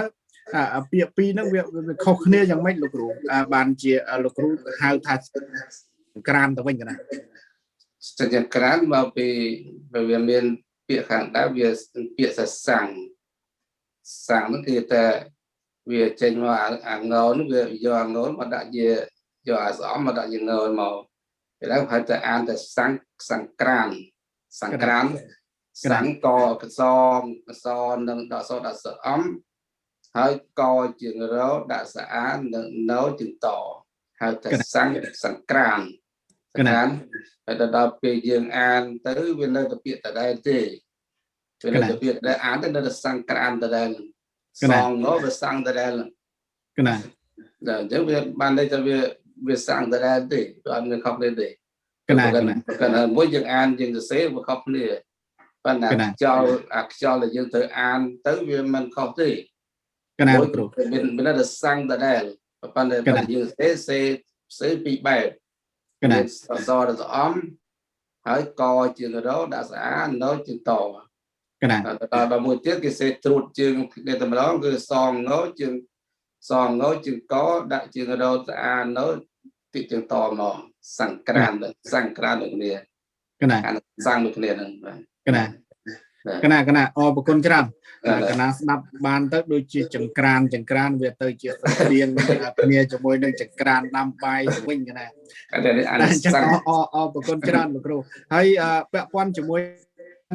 កម្មវិធីបុណ្យចូលឆ្នាំយើងនេះផងដែរកណាបន្តទៅទៀតបន្តិចទៀតទៅចុះអធិស្ឋានពីមហាធរៈគ្រប់ព្រះអង្គកណាលោកគ្រូពាក្យដូចជាក្នុងថ្ងៃចូលឆ្នាំទាំង3ថ្ងៃដែលយើងហៅថាថ្ងៃចូលឆ្នាំថ្ងៃវិរៈវណ្ណបតថ្ងៃវិរៈឡើងស័កអីជាដើមហ្នឹងពាក្យទាំងអស់ហ្នឹងបើយើងប្រើតែជាពាក្យខ្មែរថាចូលឆ្នាំថ្ងៃទី1ទី2ទៅវាមិនបានទេក៏យ៉ាងម៉េចចាំបាច់ប្រើពាក្យដូចជាវិរៈវណ្ណបតវិរៈឡើងស័កអីជាដើមហ្នឹងតើហេតុអីបានចាំបាច់ប្រើអញ្ចឹងលោកគ្រូអានោះវាគិតជាឈ្មោះទៅតាមគេថាសាសនាព្រាហ្មណ៍កណាលោកគ្រូសាសនាព្រាហ្មណ៍យើងធម្មតាគេហៅថាជាថ្ងៃចូលឆ្នាំទី1ចូលឆ្នាំទី2ហើយចូលឆ្នាំទី3ដល់ពេលអ្នកប្រាជ្ញហៅថាហៅថានៅខាងបុរាណសាសហ្នឹងណាកណាក៏គេចាត់ថាឲ្យដឹងថាអូថ្ងៃទី1ជាថ្ងៃនៃទាំងមហាសង្ក្រាន្តចូលឆ្នាំហើយចូលឆ្នាំទី1ហៅថាថ្ងៃសង្ក្រាន្តហ្នឹងហើយណាចូលឆ្នាំថ្មីមកសង្ក្រាន្តចូលឆ្នាំថ្មីតែវិធីចូលឆ្នាំថ្មីគឺមហាសង្ក្រាន្តមាន3ថ្ងៃហ្នឹងបងកណាប៉ុន្តែថ្ងៃទី1ហៅថាមហាសង្ក្រាន្តចូលឆ្នាំទី2ថ្ងៃវិរៈវណ្ណបតកណាថ្ងៃទី3គឺថ្ងៃឡើងស័កឲ្យយើងពីដើម យើងសូត្រមុនវាដែរមកតែថៃឡើងស័កហ្នឹងខ្មែរយើងជឿឡើងស័កទៀត កណា ឡើងស័កហ្នឹងថ្ងៃណាក៏សូត្រថ្ងៃណាក៏សូត្រដែរសូត្រមុនថ្ងៃឡើងស័កតែឡើងបុណ្យឡើងស័កឡើងមានលៀបមានជ័យអីហ្នឹងណា កណា ថ្ងៃណាសូត្រថ្ងៃទៅដើមលោកគ្នាសូត្រមក កណា ប៉ុន្តែការពិតក្នុងន័យនេះគេថាគម្រប់ល្មង កណា គម្រប់បានន័យថាបើសិនជា60 នៅ60 2564 អញ្ចឹងបើទៅ65នោះវាពេញមកណា កណាលោកគ្រូ ពេញថ្ងៃហ្នឹងតែម្ដងវាពេញបានន័យថាព្រះអាទិត្យវាដើរមកជុំហ្នឹងគឺថាមួយឆ្នាំមកជុំនោះវាជួបគ្នាហើយជួបគ្នាមកជុំហ្នឹងហើយអញ្ចឹងវាបានន័យថាថ្ងៃឡើងស័កគឺគម្រប់ហ្មងមិនឡើងស័កប៉ុនស្អីទេឡើងគម្រប់បើនិយាយសាសនាព្រាហ្មណ៍មិនសាសនាព្រាហ្មណ៍តែឡើងស័កហ្នឹងឡើងជួបចិត្តវាស្អីទៀត កណាគ្រូ ហើយដល់សាសនាពុទ្ធអត់មិនចឹងទេឡើងស័កគឺគម្រប់ កណា គម្រប់ឆ្នាំនេះវាអត់ខ្វះទេបើថា65វាគ្រប់65ហើយក ណា ហ្នឹងហើយក ណាអរគុណច្រើនកណាអរគុណច្រើនលោកគ្រូកណាបានមានធរណីកាណារៀបរាប់អំពីចំណុចនេះហើយដូចជាមានសំណួរនៅទៀតខ្ញុំកណាសង្កេតឃើញបងប្អូនខ្មែរយើងណាគាត់ប្រពកម្មវិធីបុណ្យហ្នឹងបែបអញ្ចេះលោកគ្រូនៅប្រទេសយើងកម្ពុជាណាវត្តខ្លះមានប្រព3ថ្ងៃឯវត្តខ្លះមានប្រពរហូតដល់កន្លះខែ ហើយដោយឡែកងាកមកយើងនៅឯនាយសមុទ្រឯនេះវិញណាវត្តខ្លះគឺបានប្រពតែមួយថ្ងៃទេហើយវត្តខ្លះក៏បានដាក់មួយសប្តាហ៍អញ្ចឹងជាតួយ៉ាងដូចវត្តខ្ញុំកណាជាដើមណាគឺចូលក្នុងថ្ងៃនេះហើយឥឡូវនេះអត់បានចូលរួមសូត្រមន្តទេគឺមកចូលរួមផ្សព្វផ្សាយតាមអនឡាញនេះសិនណាហើយវត្តខ្ញុំកណាហ្នឹងត្រូវលើករហូតដល់ថ្ងៃអាទិត្យឯនោះបានឆ្លង ណាគឺថ្ងៃទី 18 អញ្ចឹងហើយចំណុចទាំងអស់ហ្នឹងតើវាខុសទាស់យ៉ាងម៉េចដែរទេលោកគ្រូហើយមួយចំណុចទៀតខ្ញុំកណាចង់សួរអញ្ចេះចង់សួរថាដូចញាតិញោមគាត់នៅខាងក្រៅប្រទេសអញ្ចឹងគឺគាត់មកមានញឹកជាមួយនឹងការងារគេហៅថាប្រកបអាជីវកម្មជួញដូរជួញប្រែរស៊ីអីជាដើមអញ្ចឹងណាលោកគ្រូណាហើយការដែលយើងប្រពដូចជា3ថ្ងៃអីជាដើមឥឡូវមិននិយាយថាអ្នកដែលធ្វើច្រើនទៅកន្លះខែឬក៏មួយសប្តាហ៍ទេដែលចាស់បុរាណ យើងចងក្រងមកថាមានធ្វើកម្មវិធី 3 ថ្ងៃមានសង្ក្រានចូលឆ្នាំវរៈវណ្ណបតឬក៏ឡើងស័កអីជាដើមហ្នឹងការធ្វើឲ្យមាន 3 ថ្ងៃអញ្ចឹងមិនមែនមានន័យថាខាតពេលវេលាទេឬក៏យ៉ាងម៉េចលោកគ្រូហើយបើយើងធ្វើតែមួយថ្ងៃទៅវាតោះខុសអីណាដែរកណាលោកគ្រូអានោះបើយើងទៅតាមស្រុកដែរបើយើងនៅវាមិនពិបាកយល់ទេទាំងហ្នឹងបើយើងនៅប្រទេសយើងមើលចិត្តខ្លួនយើងដឹងថាចិត្តខ្លួនយើងកាលណាបើប្រពៃណីទំនៀមទម្លាប់ហ្នឹងគេឲ្យធ្វើ 3 ថ្ងៃដល់ពេលយើងធ្វើមួយថ្ងៃអត់អស់ចិត្តទេអង្គុយទៀតអត់សុខទេ ណា គឺថាអង្គុយតែមិនសុខហ្មងគឺថាបើមិនអស់ចិត្តខ្លួនឯងមកនោះវាទៅវាទំនៀមទម្លាប់វាអូតូយើងមកហើយបើថាធ្វើទៅគ្រប់ 3 ថ្ងៃអានោះដូចថាវាបានធ្វើនឹងដូចវាគ្រប់តែហ្មងដូចថាបើនឹងវាអស់ចម្ងល់កណាវាតាមកាត់បើថាមួយឆ្នាំគឺធ្វើទៀន 3 ថ្ងៃគឺសប្បាយចិត្តហ្មងកណាវាអត់មានចិត្តធុញត្រង់នេះគឺ3ចិត្តគឺកំណត់ថាសប្បាយចិត្តថាអញបានគោរពបានធ្វើទៀន 3 ថ្ងៃហ្នឹងហ្មងចូលឆ្នាំហើយដល់ពេលអ្នកធ្វើអសពយើងធ្វើឲ្យលើសពី 3 ថ្ងៃទៅ 5 ថ្ងៃ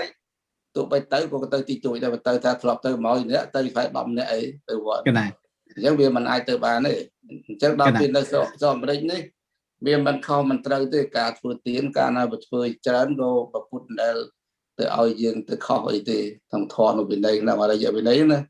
បាទ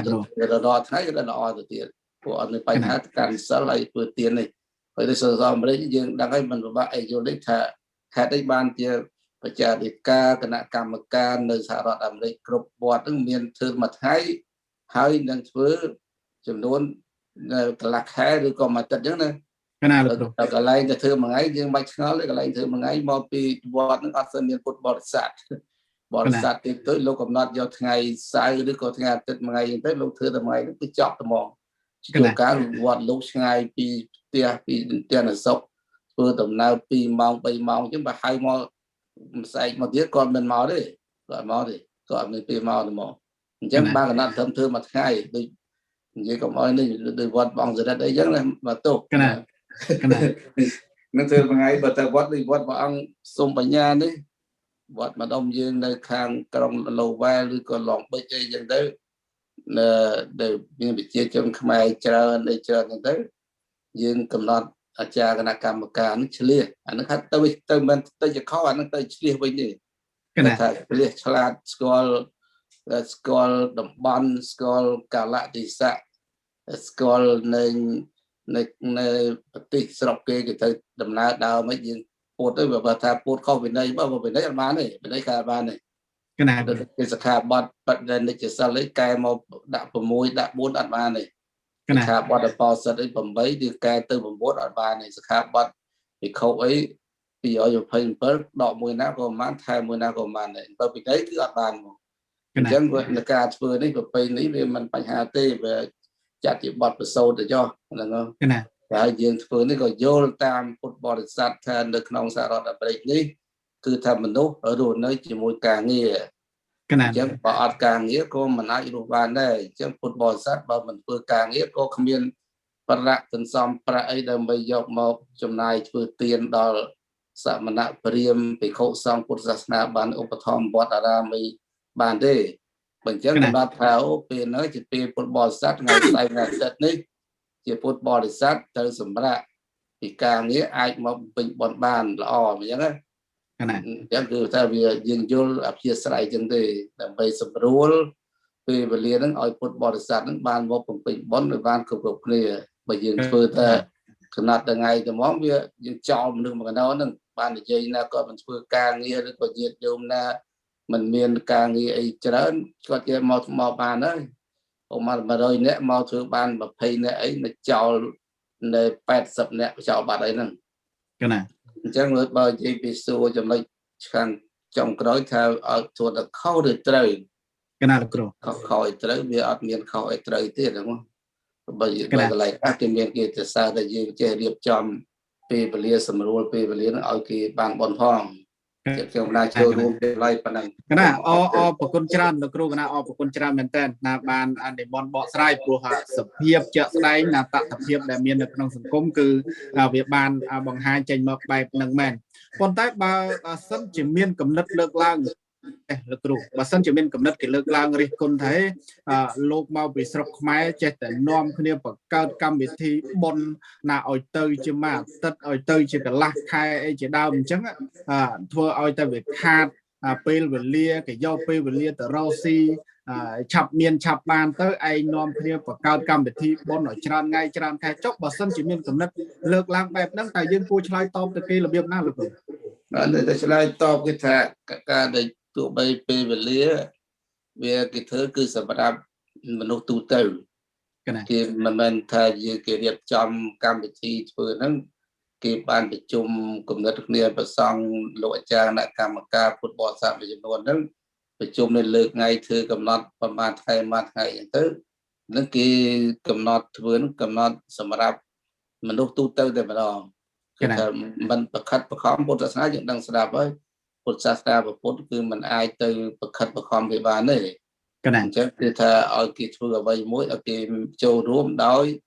ទឹកចិត្តបើនិយាយក្នុងផ្លូវលោកគេហៅថាស្ម័គ្រចិត្តកណាលោកគ្រូមិនបើនិយាយពីផ្លូវលោកវិញថាគេថាសង្គមមនុស្សថាធ្វើអីក៏ដោយធ្វើឲ្យវាស្ម័គ្រចិត្តធ្វើឲ្យវាសប្បាយចិត្តណាកណាចិត្តដល់ពេលផ្លូវពុទ្ធសាសនាគេសម្ដៅថងថាធ្វើអីឲ្យមានសទ្ធាហើយនឹងមានបញ្ញាហើយនឹងមានចិត្តជ្រះថ្លាកណាចិត្តជ្រះថ្លាគឺថាជឿប្រកបជ្រះថ្លាហ្នឹងឲ្យប្រកបមិនមែនទៅដោយចិត្តជ្រះថ្លាទេដោយការដែលពោលហ្នឹងវាបើយើងនិយាយតាមអភិធម្មអីបរមត្តអភិធម្មអីទៅវាមិនមែនជាការពោលហ្នឹងទៅតាមធម៌វិន័យអីទេពោលទៅតាមជួនកាលក៏ចិត្តហ្នឹងវាកើតជាទូមនោះក៏មានកណាគឺក៏និយាយរួមមកនិយាយខ្លីមកថាសទ្ធាយើងវាមិនរឹងមាំណាកណាលោកគ្រូសទ្ធានឹងវាតិចតួចចដល់សទ្ធាមិនរឹងមាំអញ្ចឹងទៅក៏ឲ្យសភាពរបស់ចិត្តនឹងវាកើតទៅជាទូមម្ដងអីចឹងទៅទូមនោះក៏យើងចេញពោលពាក្យសម្ដីចឹងមកណាកណាប៉ុន្តែអ្នកពោលហ្នឹងក៏មិនថាយើងធ្វើច្រើនថ្ងៃហ្នឹងវាខុសត្រូវអីយ៉ាងម៉េចក៏មិនដឹងដែរគាត់តែពោលដោយកំផាំងពោលដោយមិនពេញចិត្តអីចឹងណាកណានោះវាចឹងទេហើយម្យ៉ាងទៀតក៏យើងក៏ពោលក៏អត់យល់ថានោះអ្នកជាសាសនាហ្នឹងគេមិន ប្រខិតប្រខំយើងទេបើយើងចង់ទៅបើទៅបើថាយើងគីធ្វើ10ថ្ងៃបើយើងទៅបាន12ថ្ងៃក៏ទៅកណា បានថ្ងៃយើងចោលយើងធ្វើជាធម្មតាដូចយើងចិត្តព្រះរហន្តទាំងអស់ហ្នឹងគឺថាដែលសម្រាប់ទៅជាព្រះរហន្តបានគឺអ្វីទាំងអស់វាជារឿងធម្មតាទាំងអស់ធម្មតាដូចយើងសូត្រផិនហបច្ចវេកណៈធម៌អញ្ចឹងណា កណា ជារៀបធម្មមហិចរាំងអនតីតោអញ្ចឹងគឺព្រះរហន្តដែលលោកដឹងពីប្រភាពចាស់ហ្នឹងគឺថាវាអត់លោកអត់ទូម្ដងអត់សមម្ដងអីទេលោកចិត្តលោកវាក្រាលស្មើគឺធម្មតា កណា ឈឺធម្មតាស្លាប់ធម្មតាហើយដល់ពេលប្រត់ប្រាស់ជារឿងធម្មតាដល់ពេលទទួលផលកម្មអីក៏លោកទទួលស្គាល់ថាលោកទទួលអីវិបាករបស់កម្មនោះទទួលអីលោកបានអីលោកទទួលយកនឹងមកលោកអត់ទូម្ដងទេអត់មានបន្ទូលណាទេបន្ទូលថាលោកធ្វើហ្មងធ្វើវិណាបណ្ដៃយ៉ាងមកអានេះវាចិត្តធម្មតាណាចិត្តធម្មតា កណា អីធម្មតានេះចិត្តតែរហ័សហ្នឹង កណា អរគុណ ណាអញ្ចឹងគណៈអរគុណច្រើនលោកគ្រូគណៈបានចំណាយពេលវេលាដ៏មានតម្លៃបានចូលរួមនៅក្នុងកម្មវិធីហើយខ្ញុំគណៈក៏សូមបញ្ចប់នៅសំណួរត្រឹមនឹងចុះពាក់ព័ន្ធជាមួយនឹងសង្ក្រាន្តអត្តន័យនៃសង្ក្រាន្តហើយក៏ដូចជាកម្មវិធីហើយជាដើមដែលលោកគ្រូបានសម្ដែងមកគណៈអញ្ចឹងក៏សូមគោរពប្រគេនពរគណៈលោកគ្រូប្រជជនមានអាយុយឺនយូរណាស់ហើយគង់ដូចជាមលុបណាស់លោកអរតាត់ណាអរគុណច្រើនគណៈអញ្ចឹងបន្តទៅធម្មវិក្មិនយើងមួយទៀតណាគឺលោកគ្រូណាព្រះគ្រូធម្មមុនីមួនសុផលណាឥឡូវលោកគ្រូមានប្រវត្តិមានបាននិមន្តចូលរួមហើយលោកគ្រូគឺផ្សាយចេញពីរដ្ឋ Washington State មកណាហើយខ្ញុំកណាពី Rhode Island ទៅហើយញាតិញោមកំពុងទស្សនានៅប្រជាជាតិកម្ពុជាណោះណាអញ្ចឹងគឺថាសម័យកាលទំនើបកម្មនេះគឺយើងអាចធ្វើអ្វីគឺបានយ៉ាងងាយស្រួលណាបើទោះបីជាមានការវាយលុកពីមេរោគកូវីដ -19 ឬក៏ COVID-19 ក៏ដោយបច្ចុប្បន្នយើងនៅសហរដ្ឋអាមេរិកណាតាមបណ្ដាវត្តក៏យើងបានប្រពៃធ្វើកម្មវិធីបុណ្យណាចូលឆ្នាំទៅហើយការចូលរួមនោះគឺប្រកបដោយការប្រុងប្រយ័ត្នខ្ពស់ហើយដោយឡែកនៅឯប្រជាជាតិកម្ពុជានោះវិញគឺយើងមិនបានណាប្រពៃធ្វើកម្មវិធីទេណាគឺចូលឆ្នាំនេះគឺសូមចូលតាមផ្ទះសិនឲ្យលោកគ្រូគណៈអញ្ចឹងគណៈសូមក្រាបថ្វាយបង្គំអរតនានិមន្តលោកគ្រូណាធម្មមុនីមួនសុផលណាលោកគ្រូនៅក្នុងកម្មវិធីយើងនេះណាហើយជាពិសេសគឺកម្មវិធីបុណ្យចូលឆ្នាំយើងណាគឺយើងតែងតែនិយាយអំពីទេពធីតាណាទេពធីតាដែលត្រូវចុះមកគ្រប់គ្រងថែរក្សាលោកអីជាដើមហ្នឹងហើយយើងតែងតែដឹងថាមានរហូតដល់7ព្រះអង្គ7ព្រះអង្គហ្នឹងហើយបើមែនតែនទៅតាំងពីខ្ញុំកណាដឹងក្តីឬក៏លោកគ្រូដឹងក្តីជាដើមមកហ្នឹងគឺថាបានលឺហោហែមកហ្នឹងគឺតពីដូនតាឬក៏តាមការសិក្សាជាដើមយើងតែងតែដឹងថាមានតែ7ព្រះអង្គហ្នឹងទេទេពធីតាហ្នឹងណាដែលជាទេពធីតារបស់កបិលមហាព្រហ្មណាតាមដំណើរសាច់រឿងពីទី1ដែលលោកគ្រូលឹមអេងបានលើកយកអំពីប្រវត្តិរឿងរ៉ាវនៃកម្មវិធីបុណ្យចូលឆ្នាំហើយដោយឡែកឥឡូវថ្ងៃនេះនាទីនេះគឺប្រគេនដល់លោកគ្រូណាដើម្បីរៀបរាប់និមន្តអត្ថាធិប្បាយអំពីអត្ថន័យនៃទេពធីតាទាំង7ព្រះអង្គហ្នឹងកណាហើយអត្ថន័យសេចក្តីយ៉ាងណាបន្ទុកផ្ដាក់ណាលើលោកគ្រូកណាសូមអរតនានិមន្តកណា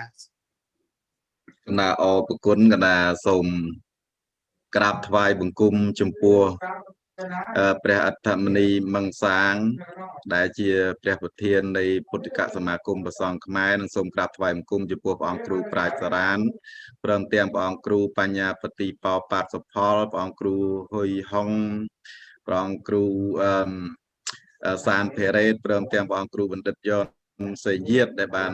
ចូលនៅក្នុងថ្ងៃនេះដែរហើយនឹងសូមថ្វាយបង្គំចំពោះព្រះអង្គគ្រូសូមបញ្ញាដែលជាធម្មពិធីចឹងហើយនឹងព្រះអង្គគ្រូវិរិយបណ្ឌិតោនួនសរិទ្ធដែលបាននិមន្តខ្ញុំកណាចូលរួមហើយនឹងសូមចម្រើនពរដល់លោកព្រឹទ្ធាចារ្យអ៊ូសាននិងចម្រើនពរដល់ញាតិញោមពុទ្ធបរិស័ទទាំងក្នុងនិងក្រៅប្រទេសទូទាំងពិភពលោកទាំងអស់គ្រប់សញ្ជាតិគ្រប់ជនជាតិគ្រប់ប្រទេសទាំងអស់ដែរហើយនៅក្នុងពិធីបុណ្យចូលឆ្នាំប្រពៃណីជាតិខ្មែរយើងឆ្នាំនេះឃើញថាអស្ចារ្យដោយបានប្រធានាធិបតី comment កណាឃើញដែរ កណាលោកគ្រូ តែយើងប្រទេសយើងតូចហើយ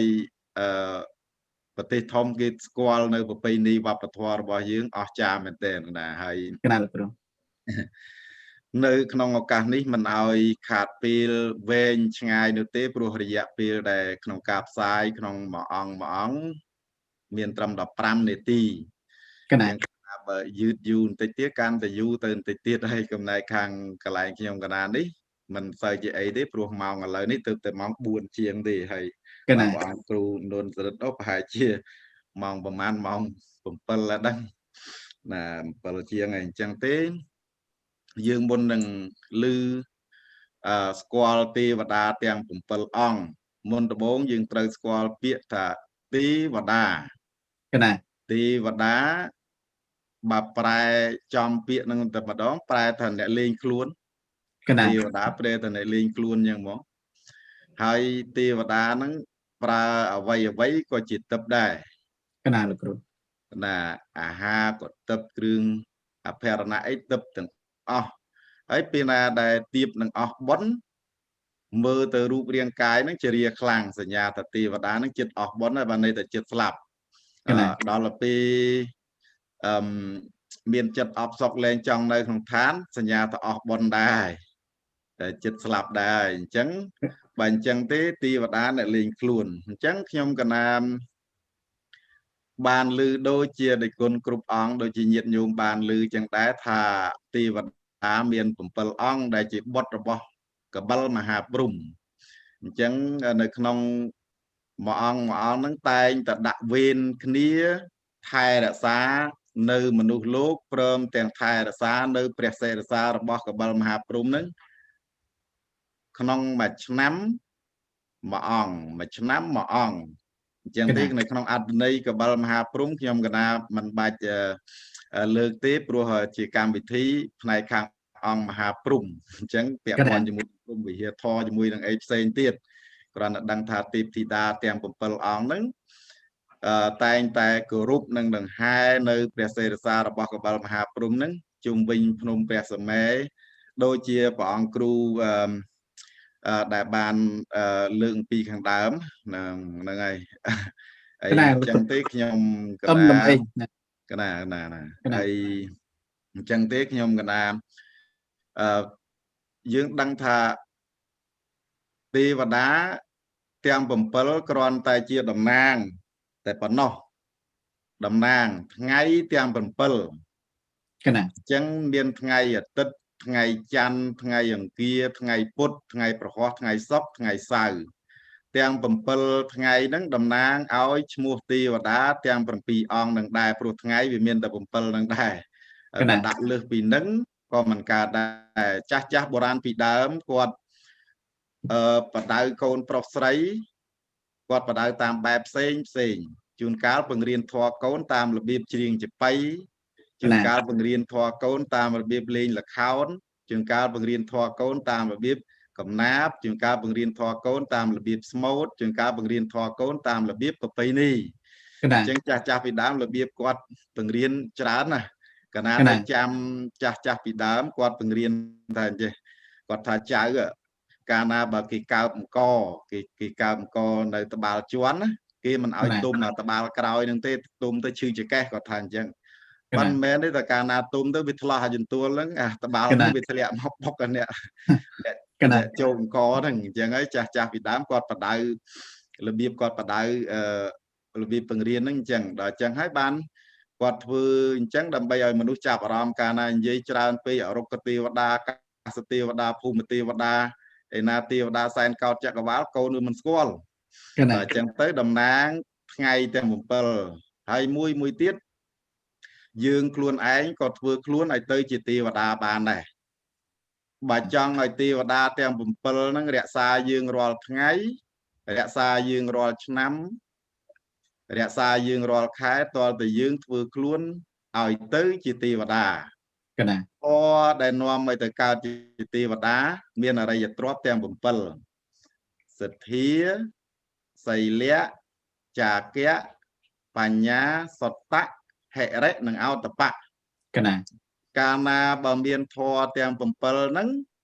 យើងក៏ទេវតាដែរ កណាលោកគ្រូ មានធ្វើខ្លួនឲ្យទៅជាទេវតាប៉ុន្តែធម៌របស់ទេវតាមានហិរិនិងអោតបៈហិរិសេចក្តីខ្មាស់បាបអោតបៈសេចក្តីក្រែងខ្លាចបាបអញ្ចឹងថ្ងៃណាក៏ដោយតែយើងអត់ខ្មាស់បាបថ្ងៃហ្នឹងមិនមែនថ្ងៃទេវតាទេ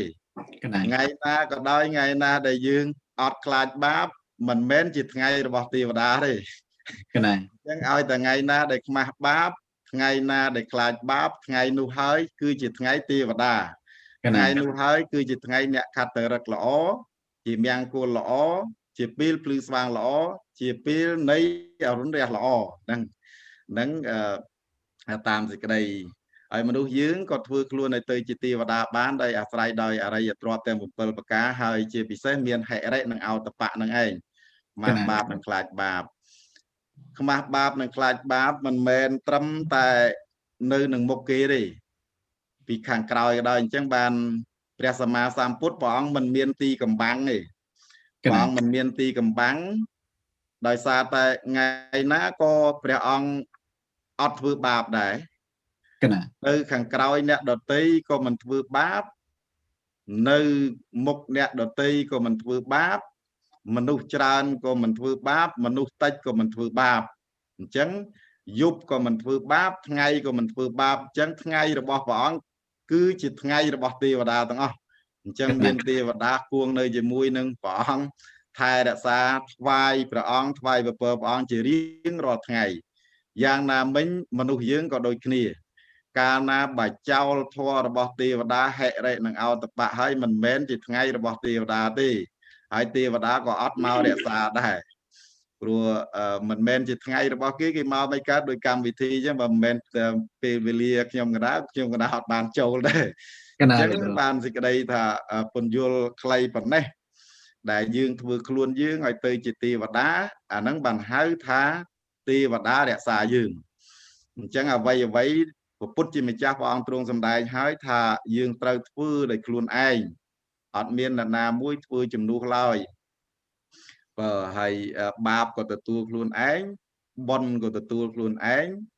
ផលនៃអំពើល្អក៏ទទួលខ្លួនឯងផលនៃអំពើអាក្រក់ក៏ទទួលខ្លួនឯងនេះសេចក្តីដែលថាបញ្ជាក់ថាថ្ងៃរបស់ទេវតាហើយទេវតានៅក្នុងឆ្នាំនេះចុះនៅថ្ងៃពុធអញ្ចឹងញាតិញោមក៏ដូចជាព្រះសង្ឃគ្រប់ព្រះអង្គបានស្ដាប់ហើយថាបានដឹងហើយថាសង្ក្រាន្តដែលបានចូលមកដល់ហើយធ្វើដែលទេវតាយាងចុះមកក្នុងថ្ងៃពុធព្រះនាមថាមន្ទាទេវីណាមន្ទាទេវីហ្នឹងស្នៀតប្រើពណ៌ស៊ីលៀបក៏ណាមិនស្គាល់ទេស៊ីលៀបអត់មែនស្រីមើលអង្គណាក្រោយទៀតក៏លោកស្គាល់ដែលបានដឹងថាពណ៌ស៊ីលៀបនឹងមិនទេហើយសៀតផ្កាគ្រឿងប្រដាប់កែវភិរុនសោយនៅទឹកដោះស្រស់ណាហើយនឹងប្រហោះស្ដាំកាន់មជុលប្រហោះឆ្វេងកាន់ឈើច្រត់មានសត្វលាជាអាចន័យជាសម្រាប់ធ្វើដំណើរសម្រាប់យាងជាមួយអញ្ចឹងនៅក្នុងថ្ងៃទាំង7ហ្នឹងតំណាងឲ្យឈ្មោះទេវតាទាំង7ចុះថ្ងៃណាទេវតាបដូរវេនគ្នាថ្ងៃណាដូរវេនអង្គថ្ងៃណាថ្ងៃនោះគេហៅឈ្មោះនោះតែម្ដងដូចជាថាចុះថ្ងៃអាទិត្យអញ្ចឹងទេពធីតាពនាមទុងសាទេវីណាហ្នឹងហើយដល់ពេលការប្រើគ្រឿងអភរណៈពណ៌ក្រហមសៀតផ្កាទទឹមជាគ្រឿងប្រដាប់សម្រាប់សម្រាប់សម្រាប់តាក់តែងនៅកាយហើយនឹងសោយនៅផ្លែល្វាកាន់កងចាក់ខាងឆ្វេងកាន់ខ្យងសាក់ខាងស្ដាំហើយនឹងអាចន័យសម្រាប់ជិះណាពាហនៈហ្នឹងសម្រាប់ធ្វើដំណើរហ្នឹងគឺសត្វឥន្ទ្រីចឹងបានឆ្នាំនេះឆ្ងាយម្លេះពិភពលោកជ្រួលច្បល់ហើយប៉ុន្តែមិនមែនមានន័យថាអញ្ចឹងទេគ្រាន់តែចង់បញ្ជាក់ថាចាត់ឈ្មោះទេវតាទៅតាមថ្ងៃហើយថ្ងៃទី2គឺថ្ងៃច័ន្ទឈ្មោះ របស់ថ្ងៃច័ន្ទកាលណាបើទេវតាចុះមកថ្ងៃច័ន្ទនាមគូរាគៈទេវីគ្រឿងអភរណៈសម្រាប់ប្រើមានពណ៌លឿងទុំសៀតផ្កាអង្គាបោះជាគ្រឿងប្រដាប់កែវមុខដាសោយនៅប្រេងល្ងប្រេងអីហ្នឹងប្រហោះស្ដាំកាន់ប្រខាន់ប្រហោះឆ្វេងកាន់ជិច្រត់ហើយនឹងមានពាហនៈព្យាង្គៈគឺខ្លាជាជំនិះណាដល់មកថ្ងៃ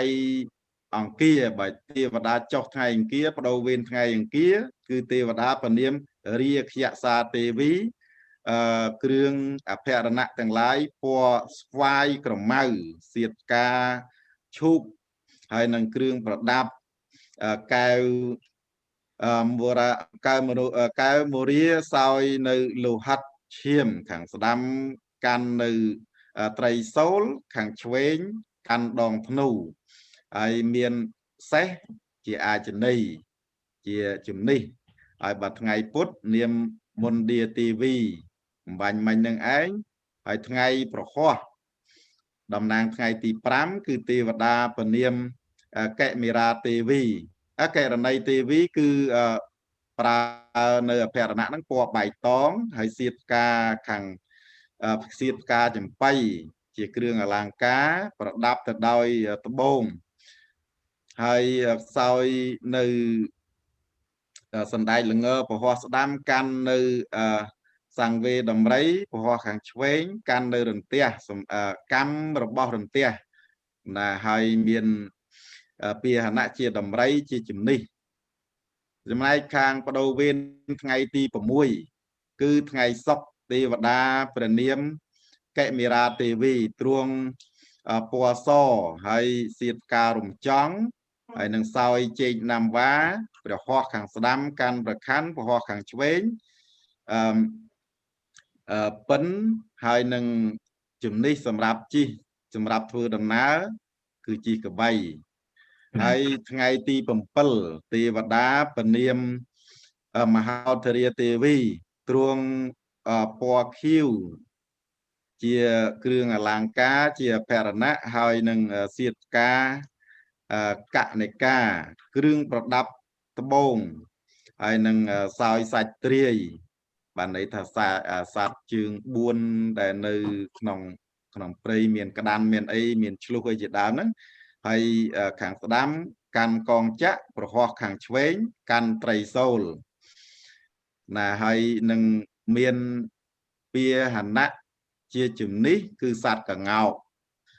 ទាំង7នេះតំណាងឲ្យឈ្មោះទេវតាដែលបដូវវេនថ្ងៃទាំង7អញ្ចឹងហើយទេវតាទាំងអស់ហ្នឹងជាតំណាងថាថ្ងៃទាំង7ថ្ងៃណាក៏ដោយបើយើងបាត់ទេវតាអង្គណាមួយអញ្ចឹងសេចក្តីសុខមិនមានឡើយណាបានន័យថាថ្ងៃណាក៏ដោយបើយើងមិនរក្សាធម៌របស់ទេវតាថ្ងៃណាមួយសេចក្តីសុខអត់មានថ្ងៃណាដែលមិនខ្មាស់បាបថ្ងៃណាដែលមិនខ្លាចបាបគឺគ្មានទេវតាជួយយើងរកសេចក្តីសុខមិនបានទេដូចមនុស្សយើងក៏ដោយបើមិនជឿដូចថ្ងៃណាមួយដែលមនុស្សដាច់សិលទៅលួចអាហ្នឹងបាបហ៎តែកាលណាបាបបាត់ធម៌របស់ទេវតាបាត់ធម៌របស់ទេវតាលែងជួយមានចូលគុកណាអញ្ចឹងសេចក្តីថាតើតើយើងរក្សានៅធម៌របស់ទេវតាទើបទេវតារក្សាអ្នកវិញហើយតំណាងថ្ងៃទាំង7បដូវវេនគ្នាដើម្បីនឹងហែកបិលមហាព្រំជាសញ្ញាថាសូម្បីតែទេវតាក៏នៅតែមានធម៌កតញ្ញូកតវេទីសម្រាប់ជាមួយនឹងបបៃតារបស់គាត់ដែរសូម្បីគាត់ជាទេវតាទៅហើយអញ្ចឹងហើយកតិរបស់បុរាណគាត់បានបដៅថាកូនប្រុសស្រីទាំងឡាយកូនមើលចុះសូម្បីទេវតាក៏នៅគោរពឪគេដែរចុះទម្រាំបើយើងជាមនុស្សធម្មតា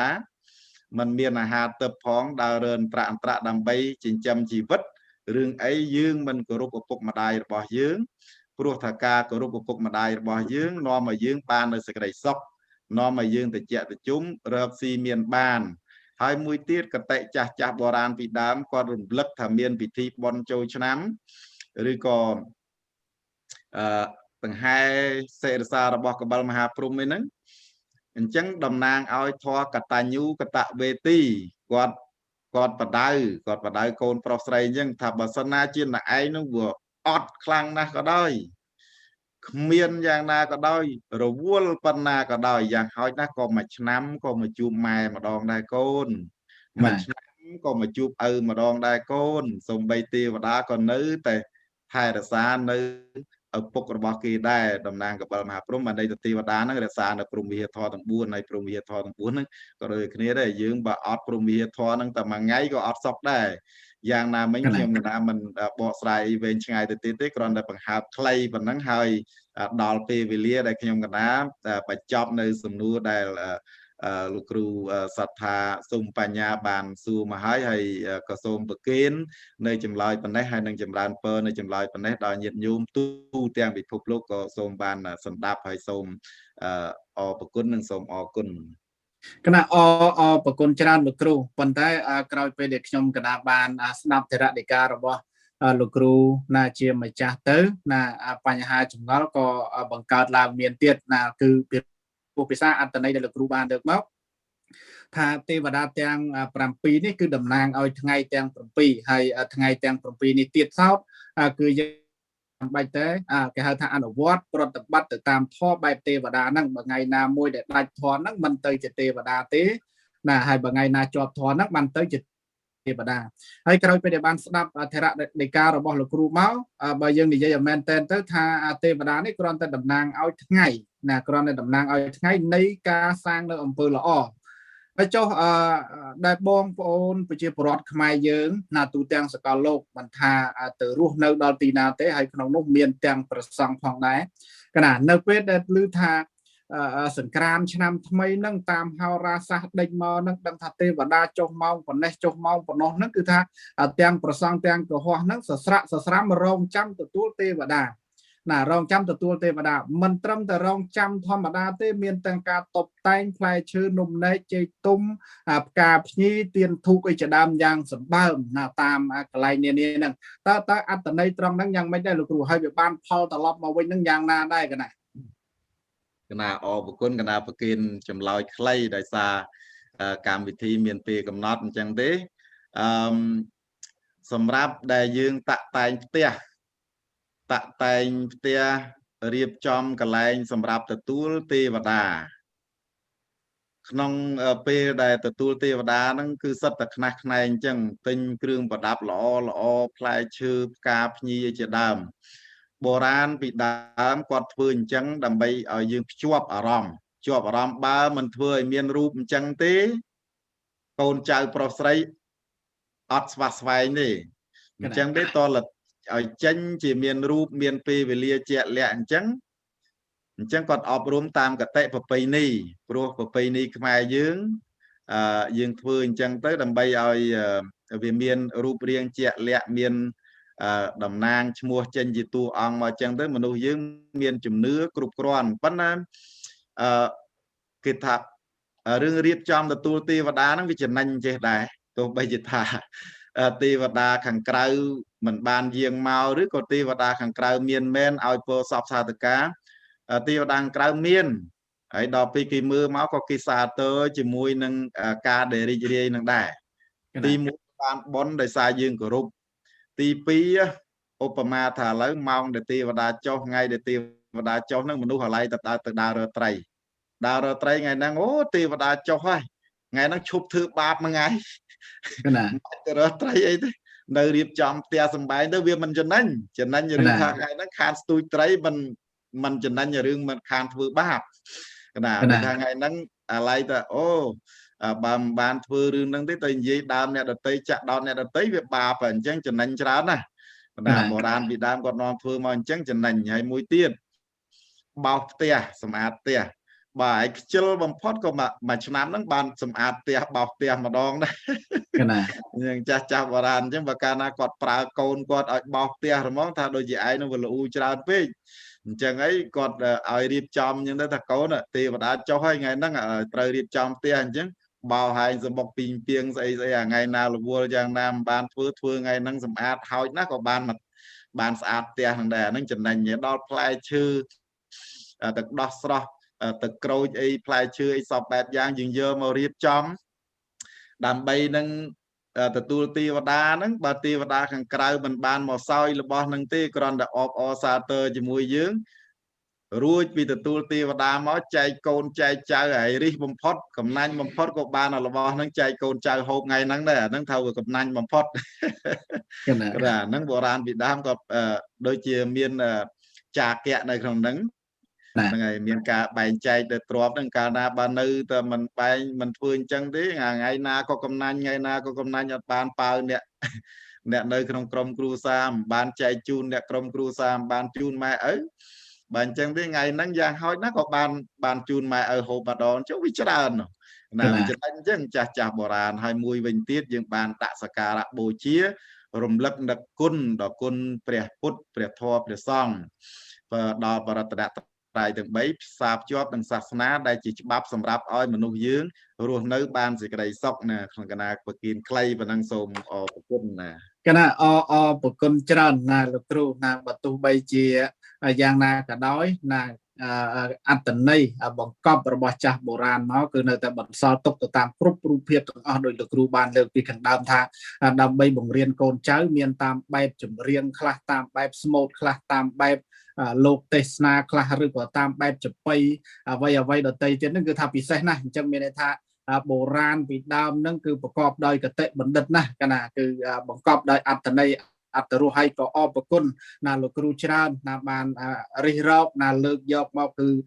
តាមក្បួនតាមបែបបទកំណត់បុរាណហ្នឹងគឺថាបានច្រើនគណៈអរគុណច្រើនមែនតើហើយក៏សូមគោរពប្រទានពរណាដល់លោកគ្រូណាសូមមានប្រសុខភាពល្អប្រជញ្ញមានអាយុយឺនយូរណានៅក្នុងឆ្នាំថ្មីនេះគណៈអរគុណច្រើនគណៈអញ្ចឹងជាកិច្ចបន្តទៅទៀត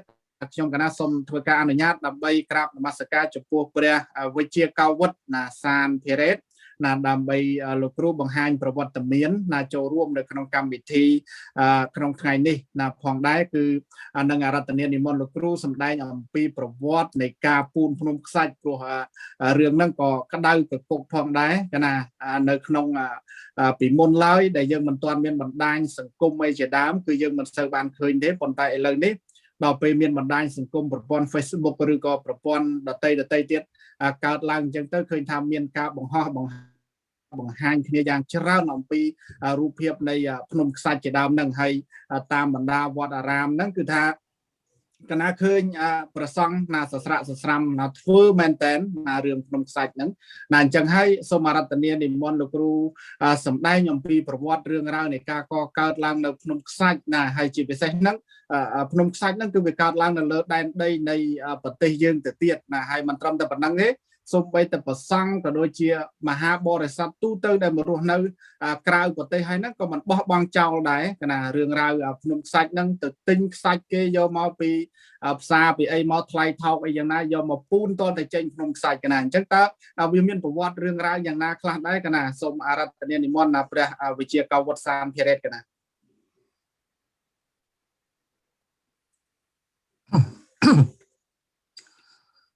ទូព្រះបង្គំខ្ញុំប្រកាសណាសូមក្រាបថ្វាយបង្គំចំពោះព្រះពុទ្ធព្រះធម៌ព្រះសង្ឃជាអង្គម្ចាស់ដោយសេចក្តីគោរពសូមក្រាបថ្វាយបង្គំសម្ដេចព្រះសង្ឃនាយកនៃព្រះរាជាណាចក្រកម្ពុជាសូមក្រាបថ្វាយបង្គំព្រះដេចប្រគុណព្រះអត្តមនីមង្សាងជាប្រធានពុទ្ធិកៈសមាគមព្រះសង្ឃខ្មែរនៅសហរដ្ឋអាមេរិកនេះព្រមទាំងព្រះអនុប្រធានព្រះដេចប្រគុណជាសមាជិកនិងវាគ្មិនគ្រប់ព្រះអង្គសូមចម្រើនពរដល់ញោមញាតិពុទ្ធបរិស័ទដែលបានទស្សនាឬស្ដាប់តាមរយៈការបង្ហោះបង្ហើរឬក៏ live ផ្ទាល់របស់សមាគមព្រះសង្ឃខ្មែរពុទ្ធិកៈសមាគមនេះ ដោយពេលវេលាខ្លីដោយព្រះគុណម្ចាស់លើកឡើងមិញហើយថាមួយអង្គតម្រូវ15នាទីដូច្នេះកម្មវិធីកុំឲ្យកូនទៅមុខហើយក៏បានជាគិរវៈគ្រប់ឲ្យក្បោះក្បាយទេក៏សូមលើកឡើងឲ្យចំប្រធានបទតែម្ដងពីរឿងភ្នំខ្សាច់ ខ្ញុំកណាបានលើប្រដេជប្រគុណព្រះគ្រូហើយហងលោកបានបកស្រាយរួចអស់ទៅហើយ រឿងភ្នំខ្សាច់នេះប៉ុន្តែជាសំណួរសួរមកហើយខ្ញុំកណាក៏នឹងធ្វើការអត្ថាធិប្បាយខ្លះ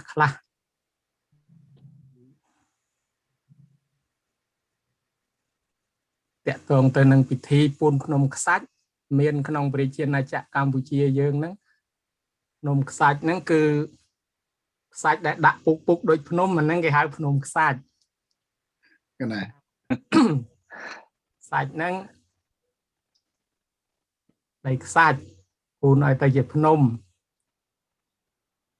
បង្ហាញខ្លួននៅកម្មវិធីបុណ្យស្រុកខ្មែរមួយចំនួនមានចូលឆ្នាំភ្ជុំបិណ្ឌកាត់គ្រោះយោងប្រគ្រោះចម្រើនបជនច័ន្ទសុគរីសោតជីវិទានបនឆាកជាដើមលោកគ្រូលំហែងលោកគ្រូអេងលោកធ្លាប់ដឹកនាំគេធ្វើយោងប្រគ្រោះលោកដឹងច្រើនប៉ុន្តែមានសភៅមួយចំនួនបានសរសេរខ្ញុំកណាមើលច្រើនក្បាលដែរគេថាមានតែក្នុងពិធីចូលឆ្នាំទេភ្ជុំបិណ្ឌគេមិនធ្វើភ្នំខ្សាច់ទេទាំងសភៅចាស់អ្នកបោះថ្មីចម្លងតាមអាពាកហ្នឹងដោយអត់ព្រមដើមមើលមើលគ្រប់វត្តចូលឆ្នាំក៏គេធ្វើភ្ជុំបិណ្ឌក៏គេធ្វើដែរហើយដូចប្រគុណសុំបញ្ញាលោកថាមានអា Facebook បង្ហើទៅវាបង្ហាញខ្លួនឲ្យឃើញចូលឆ្នាំក៏គេធ្វើហើយភ្ជុំបិណ្ឌក៏គេធ្វើអត្តន័យជាទូទៅដោយព្រះគុណម្ចាស់ហុយហុងបានបញ្ជាក់ខាងដើមហើយវាមាន3អត្តន័យដែលយើងត្រូវយកមកធ្វើការបកស្រាយនេះទី1គឺ គេហៅថាពូនភ្នំខ្សាច់ផ្ដាច់កម្មពី